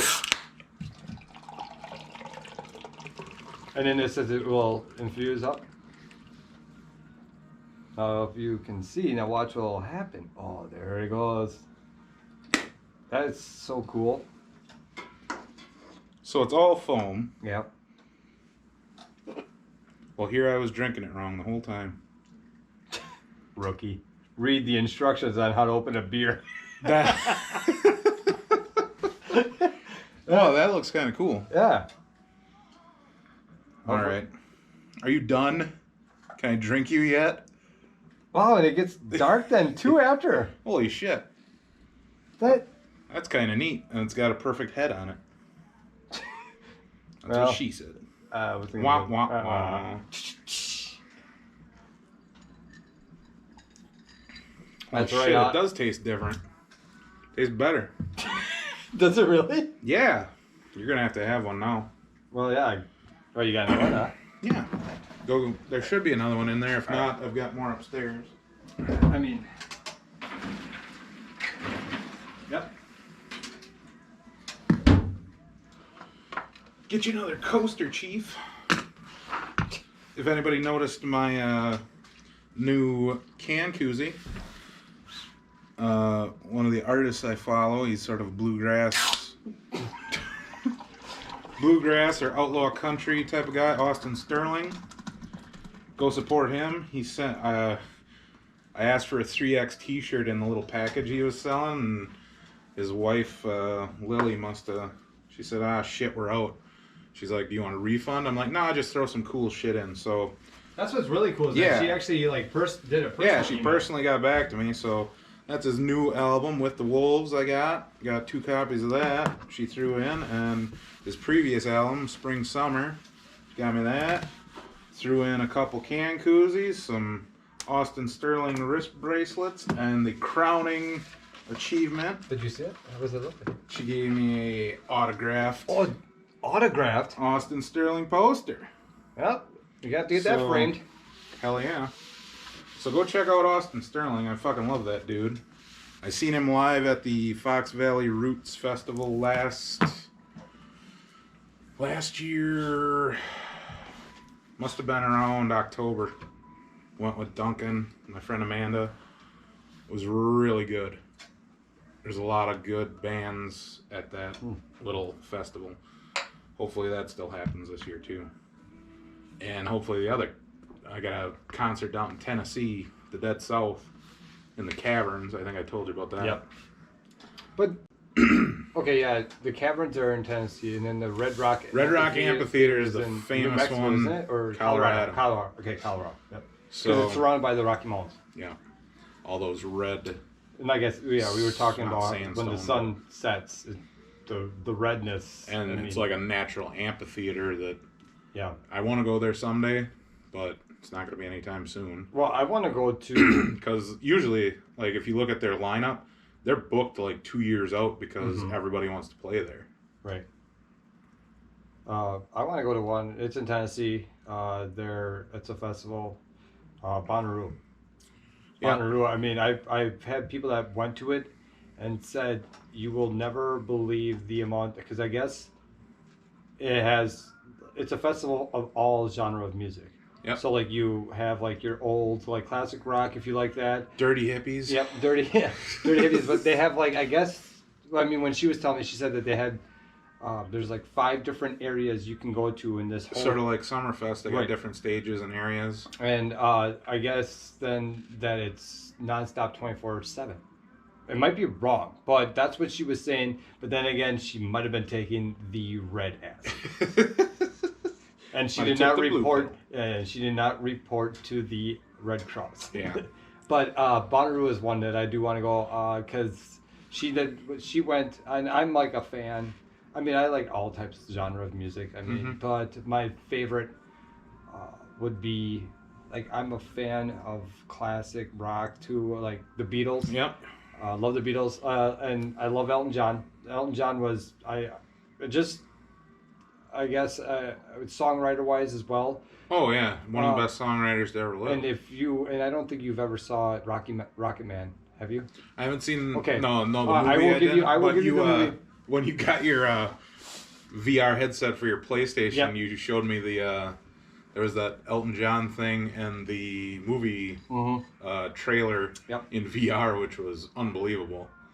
But yeah, it's in my queue for. Well, no, I mean, I got Netflix. Rocket Man. I'll just give it to you Okay. to watch whatever. But Or we're fucking doing nothing this week. Maybe one night I'll just come over and come over, watch wrestling, and afterwards we'll Rocket Man, yeah, because like the one thing is like a couple of fairies. The one everybody, like, music now these days, there's no meaning behind it. It's just people just write lyrics and then that's it. But back then, a lot of it's formulaic. Yeah. No. But I understood then. I started understanding after watching Rocket Man, the songs that he had. There was a meaning behind every one of them. And then in the movie, it shows you exactly what happened. And the one thing that's nice about it is because Elton John's still alive. Elton John was like one of the producers, so he explained. You know, he more or less said, "This is what all happened in my life." And I mean, Rocket Man was just holy hell. I mean, I just watched a biopic. Oh, it was called Judy Garland. Okay. That fucking movie sucked. Really? And I grew up kind of sheltered. Like, I didn't hear swear words on music or on TV until I was in my teenage years. I think the first album I ever had that had swearing on it was Chronic, Dr. Dre. And that's only because my cousin gave it to me. The first. And I was probably 12 years old or 13. Up until then, I would watch the movies my mom and dad watched. My dad would watch old westerns. My mom loved Gene Kelly musicals. And Judy Garland was in a couple of the Gene Kelly musicals. One of them was called Summer Stock. And I don't like musicals, but if it's a Gene Kelly musical, Singing in the Rain, right. There's a number of them. Anchors Away, any of those, I can still watch them today because it reminds me of my childhood. And Judy Garland, obviously she was in Wizard of Oz, yep. Had a long career, but apparently at the end of her career, this was during a time where if you didn't have it anymore, they shit all over you. And Hollywood, yeah. But she was a singer too. She was, because everybody back then was a singer, a dancer, and an actor. You had to have all three of those. Charlie Chaplin was too, because I never even heard him talk. Those damn subtitles always give away. Or the other guy before him started with a B. Son of a bitch. What's his name? Sort of gave homage to him in Eating Gilbert Grape. Johnny Depp. Buster Keaton. Yeah. Silent film era. Anyway. This was about Judy Garland later in life, trying to get singing gigs, and she was like, her mother just, because she was a child actor, her mother like would always just berate her about being too heavy, and she, instead of having like a meal, she'd give her like an amphetamine pill. So she'd been addicted to pills her whole life, and as she got older, she was a fucking alcoholic too, and she trying to get through a set of singing songs at this theater or that theater, she'd just be fucking hammered. And she had 2 kids of her own that she had 50-50, so it was later on in life the darker side of it. But it's like, it was a decent movie. It was just sort of like, ugh, this hurts my feelings. Well, yeah, because you didn't get to see her, yeah, you didn't get to see any of the bright spots in her life. So I mean, it was a decent movie for what it was. I didn't know what to expect. I was sort of expecting a little from beginning to end sort of story, but it started right as her being older in life and sort of a mess. Just totally skipped so you're her. Just like, you got this off-putting image of her right away, being a bad mom and being an addict. And well, but if you were living in that time, then you would know exactly everything about it. I mean, that'd just be like us now knowing. I mean, there's a lot of child celebrities that have gone downhill. I mean, Lindsay Lohan. Oh, yeah. Amanda Bynes is another one. Oh, yeah. Amanda Bynes. Totally forgot about her. That's how bad she fell. And then the Olsen girls from Full House. Yeah. Like, they went off the rock. Billionaire. Well, imagine... Mary-Kate and Ashley Olsen, yeah, that was... But Justin Bieber, I mean, he had some problems. Mm-hmm. He's actually handled it pretty well, yeah, considering. Imagine being a teenager and being a billionaire. That's why I'm waiting for JoJo Siwa to just, like, next thing you know, JoJo Siwa was found in a hotel with a line of coke and... But what if you or I, at 17, were billionaires? Just imagine your mindset of being a fucking animal at that age, and all of a sudden, every girl your age wanted to sleep with you, everybody wanted to party with you, you had the money to throw the biggest parties that ever happened. Now, and this is where, because we were talking Why about wouldn't this? you fucking speed a Lamborghini down Beverly Hills Boulevard or whatever, drunk as fuck? Because we're like talking about, and that's why we can even go back to, I was talking about the Beatles. The Beatles were famous, like, especially when they were kids, damn near. Mm-hmm. They were number one, I mean, because they were not that famous in England. Yeah. So then they came here, and then they just, the Fab Four craze. Okay? Oh, yeah, the British wave. Yeah, the British invasion. That's what it was. And that was, and if I watched, so there's on Amazon Prime, I watched the Ron Howard film, and it was where Ron Howard got all these videos where it was never before seen, and it was the Beatles. Was it like a documentary? Yeah, it was a documentary, but it was a movie. I gotta see it then. Yeah. Yeah. Sort of like that Woodstock thing that you and me watched. It was a documentary, but it had all the footage from. Yep. And but it showed a lot of stuff where, I mean, they were, in my viewpoint, this is just me. I mean, everybody has their own. I, to this day, still think the Beatles were the best band. That's just me. But not that big of a limb to step out on. Yeah, but definitely for its time period. And they were only together for 8 years, maybe 7. Yeah, and then Yoko happened. Thanks a lot, Yoko. Way to go, Yoko. But if you started like in this Ron Howard film, especially because it went like from their early days, like when before they started, like when they were like playing down in the caverns in London, to hitting it big. And the one thing is they kept showing how their demeanor towards each other, or how they just felt about stardom itself, changed. That's what. Yeah, I mean, Yoko. Yeah, she did in a way, because she was like, John, get out of the band. You're better than all of them. And that's that was during the whole '60s, early '70s drug phase too. Don't you think that Yoko paid David Chapman to kill her? I'd have to watch a documentary. I don't know enough about it. All I know is the Bill Burr, where he talks about John Lennon playing on stage. I forget what TV show it was, but it's pretty famous now because of him reviewing it on YouTube. If you go look up just go look up the Bill Burr, Yoko Ono, John Lennon, and Chuck Berry. Okay. On stage. He has this thing where he talks about how it's John Lennon and Chuck Berry. They're jamming. Chuck Berry's one of John Lennon's heroes, right? And he's on stage being able to play with him. And all of a sudden, Yoko's banging the fucking tambourine, and she goes off on this sort of like, and all of a sudden, on the TV, you can see Chuck Berry's eyes just go like this, like, bitch, what the fuck are you doing on my stage? And Bill Burr does this I'll show you it after the podcast. It's so funny, because Bill Burr's one of my favorite comedians. But the balls on her to do that, to sort of try and take the spotlight away from two legends. I mean, she did. She was... Yeah. When he went solo... She's not talented. Everything when John Lennon left, I mean, because obviously John Lennon left and then Paul McCartney left. Well, then they went all solo.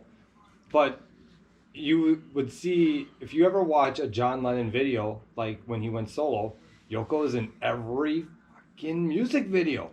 Yeah. It's almost like when Paul, because at first, Paul and Linda McCartney, they were kind of different, whatever, because, she was with them when he had Paul McCartney in the Wings. She was more of a groupie that just wanted to be part of it. Right, she wanted, and she was a musician. Upstage. Like, she was a musician. Yeah. She was the pianist. She didn't. She was Paul McCartney in the Wings, but she didn't bang a fucking tambourine. But even to this day, because I've seen Paul McCartney now twice, which he's number one. Seen Paul McCartney once and seen him twice. It took. Well, I came to pick you up when he played Lambeau, and I had the windows down. I was in the parking lot of the bar. Yep. And the fireworks were going off as "Live and Let Die" was playing. Oh yeah. And I was just like, "This has got to be the end, right?" No, I was sitting there for another hour. Waiting for you to come up. I was like, all these fireworks, this has got to be the finale. Nope, that was like the intermission. He had like a 3 or 4 hour concert. 3 hour show. Holy shit. This is what I really liked. Okay, so the first time that I went, Cookie, and then Sam, we went and saw him at Miller Park. Well, he ended up finding out that the traffic was backed up and people weren't getting into Miller Park by 8 o'clock. And so what he ended up doing is he ended up moving his show then from 8 to 9 o'clock that night, because he wanted everybody in the. He didn't want anybody to miss it. Right. And then so when he did Live and Let Die, that was just so it got done at midnight, and then we went to the one at Lambeau then. and everything all happened. But I seen him already, so I knew like when Live and Let Die, when he was ready to start it, I was like, this is where it's gonna happen. This is where it's gonna happen. And then fireworks started going off, and I mean, yeah, another 3-hour show. But even when I went and saw Elton John, 6 of them already. when I went and saw Elton John, Yeah. Elton John was another 2 hour. It was like almost 2.5 to 3 hour show. So you get your money's worth going to see these legends. Yeah, because I'm trying to think of the longest concert I went to with one person on stage. And Boys to Men? No. Boys to Men was my first concert ever. Really? And guess who opened for Boys to Men? I'm gonna have to go with Bell Biv DeVoe. Montel Jordan. This is how we do it. Yeah. I'm a 13, 14-year-old kid. I never even heard of Montel Jordan before. So that was an experience. You got all these backup dancers, and talk about a show. Right. Saw a show. That was at the old Brown County Veterans Memorial Stadium. Yeah. And then Boyz II Men did all their hits. I'll make love to you like you want me. Yeah. So that's my first concert ever. Oh, that was your first concert ever? Ever. My first concert ever was a later one because I don't think I ever did. Unless you count, I saw Garth Brooks at the Shawnee County Fair before he got famous. I was like maybe 10 years old. And we went. We didn't know who Garth Brooks was. We went because the Fabulous Johnny was playing keyboard for him. He did? Yep. Fabulous Johnny was on stage playing keyboard with Garth Brooks. That's quite an honor. Yeah, right? Well, because I don't know if they just didn't have a I had keyboard him play player. for my 10-year anniversary party. So that's why we went, because my mom was friends with him. Yeah. And we were like, oh, we'll go check out him and some country dude, I guess. Turns out to be the most famous country singer of all time. That was actually my first concert, but it was more of a county fair type deal. I think my first concert, I might be wrong, but I think it might have been Matchbox 20 when they first came. Like whatever. They were up for a while. That'd be the time period. And then who opened for him was Fountains of Wayne. Stacy's mom has got it going on. Yep. Congrats. They play like their half-hour set, and everybody's just like, just play the damn song. Just play the one we know. That was at Wrestling, because Wrestling actually just got built, and they were one of the first concerts in Wrestling. Like, I saw the Dead South in the Dells, and they probably did, because the girl I was down there with, she grabbed the set list off stage. Really? I don't know. It's probably wrecked by now. That would be something knowing her, but to have. I think there was 15 songs on there, so that was a good hour and a half, 2 hours. Yellow Wolf I went to in Milwaukee. That was a good hour and a half, and then he came out and did 2 more old school songs, but it was awesome. I don't know if he didn't start out with it, but the second song. He did one song from his new album At the Time, and then he did Catfish Billy, and everybody went fucking nuts. Yeah. Me and Duncan and one random dude, and because we had an extra ticket, I had 4 tickets.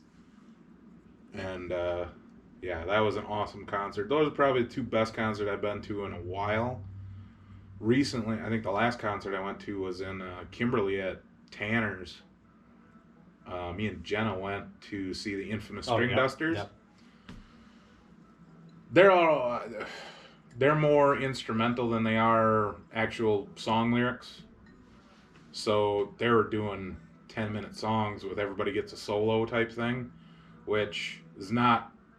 It's impressive, but it's taxing on your concentration and your. I agree. If you try to string something out a little too long, after a while you're just like, okay. Like the Grateful Dead, go fuck yourself. I'm not gonna pay my. It's like I was watch. I always bring back a lot of bits that I see, either comedy bits or I could bring things back to Mr. Show. Mr. Show was a Yep. sketch comedy. Yes, The HBO. on HBO. Bob and Dave. Bob and Dave. Yep. Bob Odenkirk and David Cross.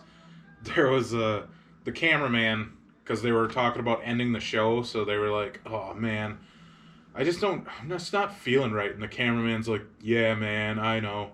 He's like, "I haven't felt right since the Dead broke up." And Bob and Dave are like, "Oh yeah, I totally understand." Because he's like, "Feels like I lost a friend." And they're like, "Oh yeah, I mean, I totally get it. I'd pay my friend $60 to watch him fuck around on guitar for a half hour."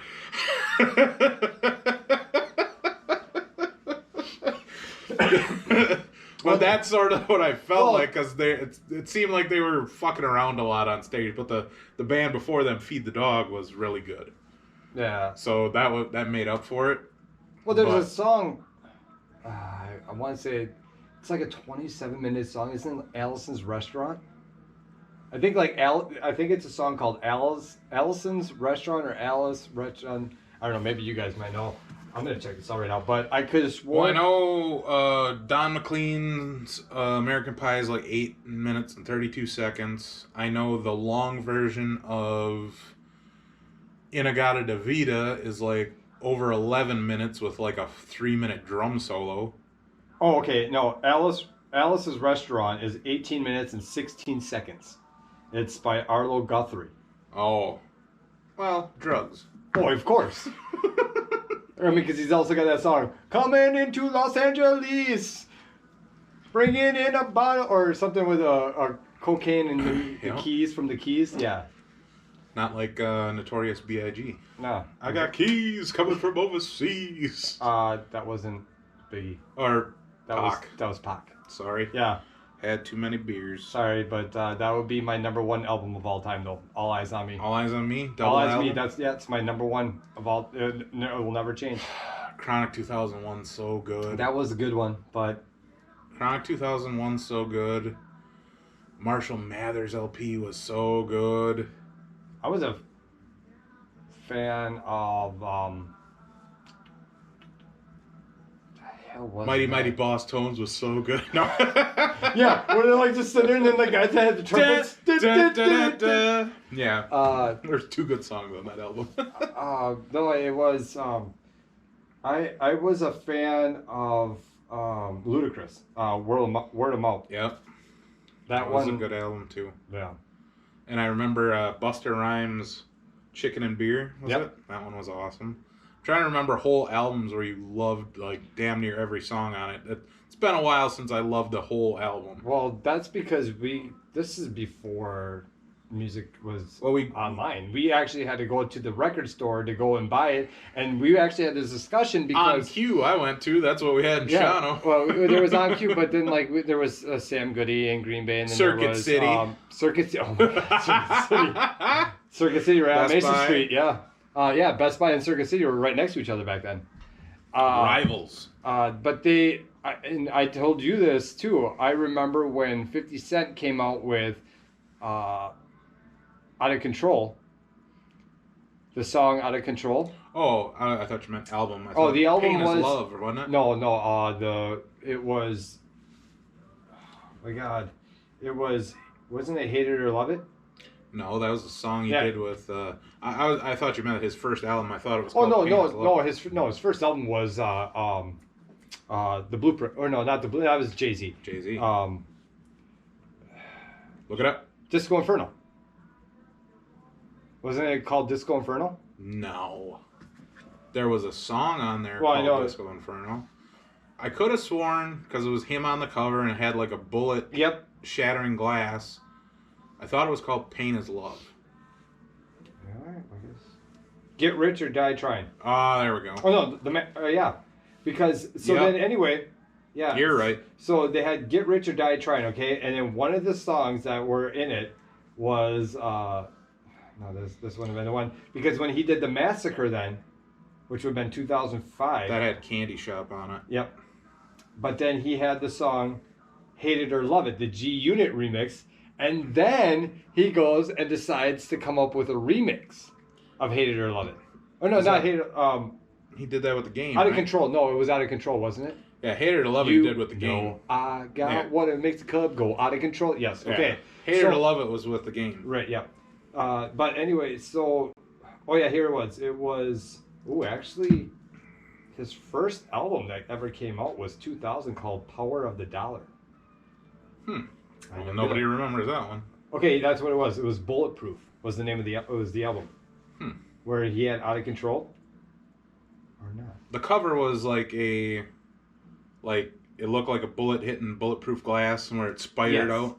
Yeah. But anyway, yeah, so that's when he had that song Out of Control, and it was just a normal one, and then he decided to have the remix, and he ended up bringing out a new album, and you're like, oh, he's got all these new songs.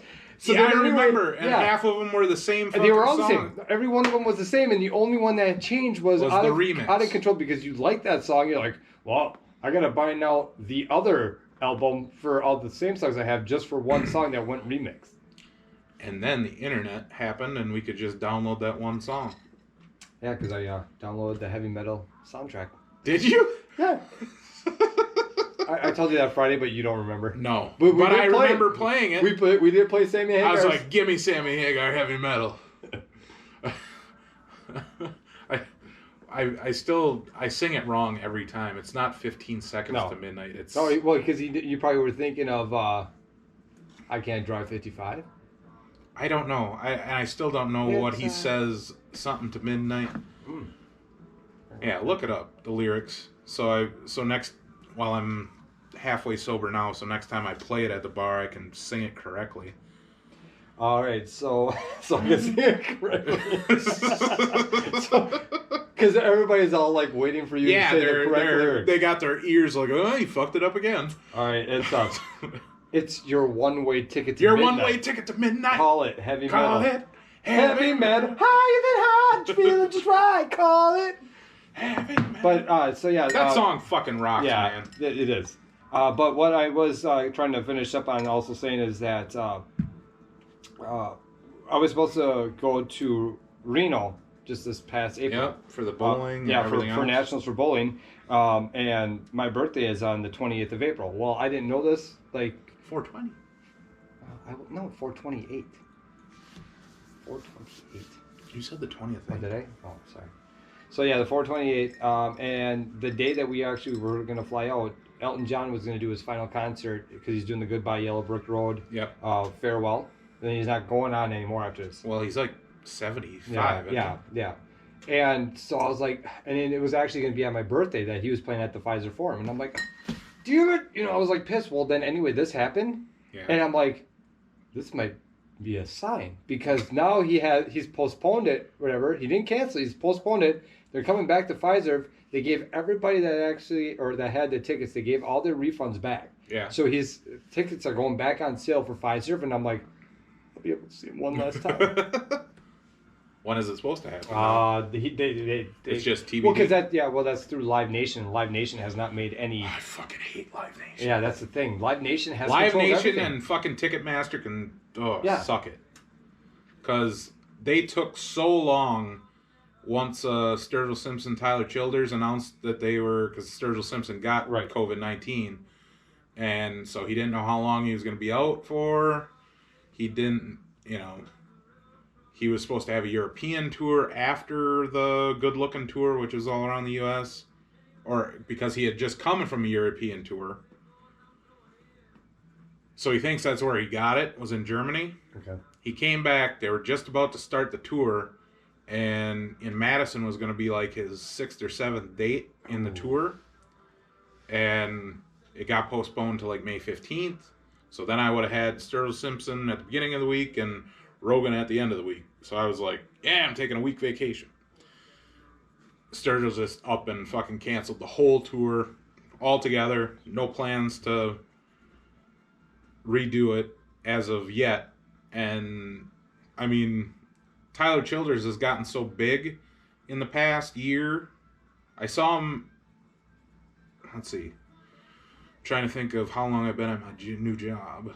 In September it'll be 2 years. So I had just started. I seen him in October 2 years ago.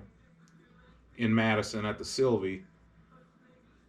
It was a fucking awesome show. But to see him and Sturgill Simpson on the same ticket, Childers opening up for Sturgill Simpson and them doing a couple songs together, that'll never happen again. Well, that's the thing, because they're both too big. Yeah. So they're going to go on their own tours. I'm hoping that they reboot this, because they had sort of a thing going where Tyler Childers had a thing on his website and everything of like an old beat up camper, like a Winnebago, that was sort of like shitty, but he was going to tour around in it. That would be awesome. And then Sturgill had like this old 70s tour bus, like the Indians had in the Major League. Oh, that old shitty bus. That's what it looked like. So there were two shitty fucking an RV and a shitty tour bus, but they just slapped a piece of duct tape across it. It said a good looking tour. That's what the tour name was called. God damn. Well, I'm hoping they do. I hope they just go, you know what? We're going to work on some new songs. Until then, next year, we're going to try and do it all over again. I hope that's what they do. But who knows? That'd be... I got all my money back. You would want to see. I got all my money back, but Ticketmaster took forever to fucking refund it. Right. And luckily, my hotel, even though I booked the rooms as, because I paid the cheapest rate right away, and they were non-refundable. Non-refundable or non-refundable? Non-refundable. Non-refundable. That's actually... man, they not refund me. They didn't refriend me on the Facebooks or on MySpace. All I got is Tom. All I got is this 3-6 Mafia ticket to remember myself by. But in that stimulus, the hotel chains must have got some money for refunding, so they refunded my non-refundable rooms, which I took 2 nights. Well, so I got like $500 back for that. And there's a lot of problems going on with this refunding too as well. I forgot what airline it is that still are not refunding people. Delta, I think. No, Delta. Or American Airlines? It might be American, because Delta, I had Delta because that's where I was. And at first they were only going to refund you. They only gave you an EAT credit. And that's right, you were telling me that. Yeah, and it was only going to be until December, so you had to book some before December. Well, now when they ended up pushing this thing, now they're giving you 2 years. So I have an EAT credit now for 2 years to book something through them. Which I will. Yeah, but think of how many other people they did that to and how fucking swamped they're going to be in the future. It's going to be... Well, that's what... Okay, so we have to leave for Vegas in March to go to next Nationals. Year? Yeah. March 16th and 17th is when we bowl next year at Nationals. That's an off time for them anyway. Right, so. But the thing is we're hoping that once they start showing like when they're going to be doing their... Because, you can go, ahead so far... And then they already have it figured out when the flight times are. Flying their out. Capacity and everything. Right. So then we're hoping that because, right now everything's cheap right now with the airlines. Bam, you get that. And then that E-credit then actually will get turned into credit. So, more. So. Awesome. Yeah. Well, we're coming up on 2 hours, so I'm calling last call. Last call. Damn it. We got to do a shot to end this fucking thing. Yeah. I got 99 peaches upstairs in the freezer. I got 99 peaches and bitch ain't one. It's in a door in the top freezer. Okay. In my refrigerator. Me and Holo were talking about this last week. We're like thinking of ways to end the show. And since we got the little bar down here, we're like, well, let's have a last call. So, we're going to end every show with a shot. Like you would, at least around northeastern Wisconsin, where we're all alcoholics. Or as Lewis Black put it, we're all professionals. We are professionals. I just cleaned all the shot glasses. I'll go get them. Let me shake this bitch up. 99 peaches, 99 proof liquor. Comes in a plastic bottle, like any fancy liquor would. How about some lumpies? Oh, good old Lumpy's Bar up in Eagle River. Let me tell you a quick story about these. Please do. Me and Ronnie, bar owner, no longer a bar owner, but he still lives next to the bar, and he sold the bar to some friends of ours. Me and him went up I think for my birthday. It was for your birthday. And a couple other people came along, and up at Lumpy's in Eagle River, we just started to tab. And Lumpy, the bartender there, he's not a tall guy, but he's like 5'5", maybe, with Timberlands on. But Lumpy... It's been a long time. I shouldn't have left you. oh, those shoes. Oh, I'm sorry. Sorry. Timberland and Magoo. So we were there for like 4 hours, us and 4 other guys. Me, Ronnie, and 4 other guys. All of a sudden, he prints out the tab.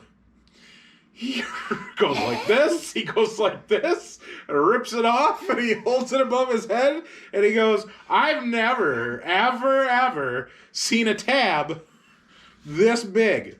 It was like $400.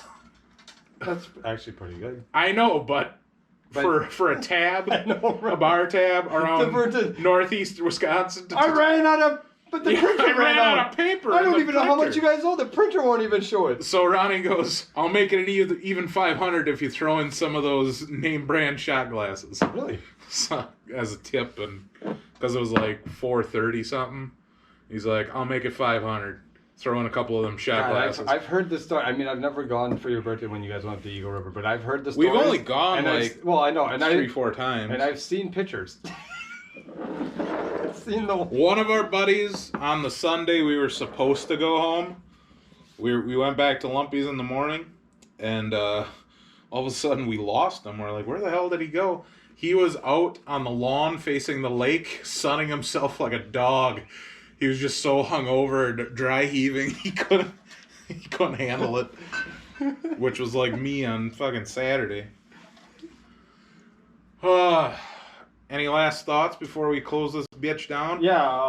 We got to talk about... Yeah, that's what we were supposed to do Saturday. We were supposed to do our Hot Wings challenge. I think we mentioned it at the beginning. We were going to do like a hot sauce gauntlet with wings. If you've ever seen Hot Ones on YouTube or the game show Hot Ones, he usually interviews somebody and asks them questions, and each wing gets hotter and hotter. Mm-hmm. And during the interview, it sort of breaks a person's will down, where it breaks their walls down. They don't know what they're saying, or they might give up some information they normally wouldn't. Shit. But we were like, and I think the game show does this too. It's like a trivia question. So it's not like this is an original idea by any means, but I love hot sauce. Yeah. And Nicky Mac says he's a hot sauce expert. Yep. We're gonna test him out because I've already said that I'm not. I do hot sauce, whatever and stuff but I know Sriracha. Sriracha, cha cha cha. But yeah, I can't go above and beyond. I know that I would probably be going there in a fetal position. Yeah. And I make my own hot sauce, which one of the hot sauces I'm gonna put in the mix, and it's very hot. Oh, you're gonna put one in? Huh. So because I think I got 9 hot sauces from Pucker Butt Pepper Company. Okay. Smoking Ed, he's the guy I was talking about earlier who he makes his own strains of peppers, and he may very well have the hottest pepper in the world right now. But all the peppers, more or less, the seeds are what are the heat. Or but because it's not in season anymore, usually September is when hot peppers are in season. So I bought dried pepper pods, so it's still got the capsaicin in them. Maybe not as strong as if they were fresh, but I bought Carolina Reapers, Trinidad Scorpions, which are my favorite, and Ghost Peppers. And I put all of them in a pot. If you say Carolina Reapers and Trinidad Scorpions, that just sounds like some type of sick porno thing. It'd be like, I'm gonna put you in the Trinidad Scorpion. Like a wrestling move. Or that too. I gave her the Carolina Reaper. Actually, what it makes me think of is what was the movie where the gangs in New York where it's like, what the hell was the guy with the bottles clinking them together, and he was not Outsiders, but the Warriors. Warriors come out and play. the Carolina Reapers and the Trinidad Scorpions sound like two gangs that would have been in that movie. So what color are you guys? I think you guys are both red after your faces. Yeah, we're red and black, both of us, like the Chicago Bulls. Part of the Trinidad Scorpions. Anyway, I made my own hot sauce, but for the fruit, usually they pick a fruit to sweeten up the sauce. I had frozen strawberries left over from last year, so I'm calling it Screamin' Strawberry. I haven't seen any hot sauce called that, but... I think that's not called Screaming for Semen. Sell it to sailors. Yeah, sure. So that hot sauce is in the mix. I've been eating it regularly for the last 2 weeks, and it's fucking hot. It makes my nose run, which is something to say because it takes a lot to make my nose run. So that's going to be in the mix. I think we got 10 sauces total. I ordered them all from Pucker Butt, Smokin' Ed. He's got like that last dab sauce on Hot Ones. So shout out to him. He's a fucking obsessed. He's got passion for it, and I love it. And then we also found out that we'll let you guys know then next week. A business is going to be sponsoring the wings. They're going to be possibly giving us the wings. They were supposed to yesterday, but because we were hungover, which I kind of felt bad about, you know. But I felt horrible. Yeah, I mean, but if they do, you know, we're obviously. But if I would have had one wing, I would have fucking threw up all over this bar. It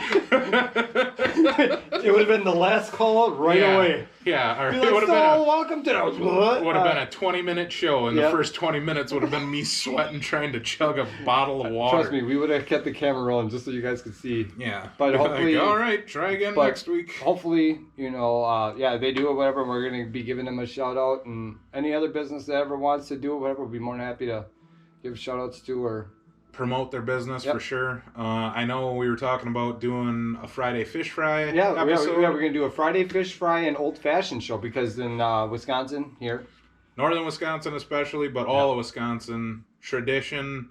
We'll explain it more, but Friday fish fry is a big thing in Wisconsin. And what I think we should do for that is, us three, we'll have we should get some other people for this. And it'll be like an old-fashioned contest as well. See who bakes the best old-fashioned? Yes. Yeah. I mean, the more people we get in, we got to just make sure that we're not talking over each other. That's the biggest thing. It's nice having just me and you, but it's also nice to have a bunch of people. As long as everybody's courteous and doesn't interject or talk over each other, we'll have a fine time. Yeah. But yeah, I think we did good, me and you. I thought we did a really So yeah, looking forward next week for sure. Well, maybe this week I might do a podcast with my buddy Scotty. And Saturday we'll do a wing challenge. And then maybe after that we'll do a Friday fish fry. I agree. Sounds great. All right. Damn it, you son of a bitch, you left me hanging. Well, you know what that means. Fucking turn the lights off. They're closing out the freaking bar, but before we go... Last call. Yep. Son of a bitch! I didn't think it was like, the aftertaste is horrible. That's why it was $1.25, Bishop. $1.25, isn't that the same price your mother charges for a blowjob? See you next time! Ah.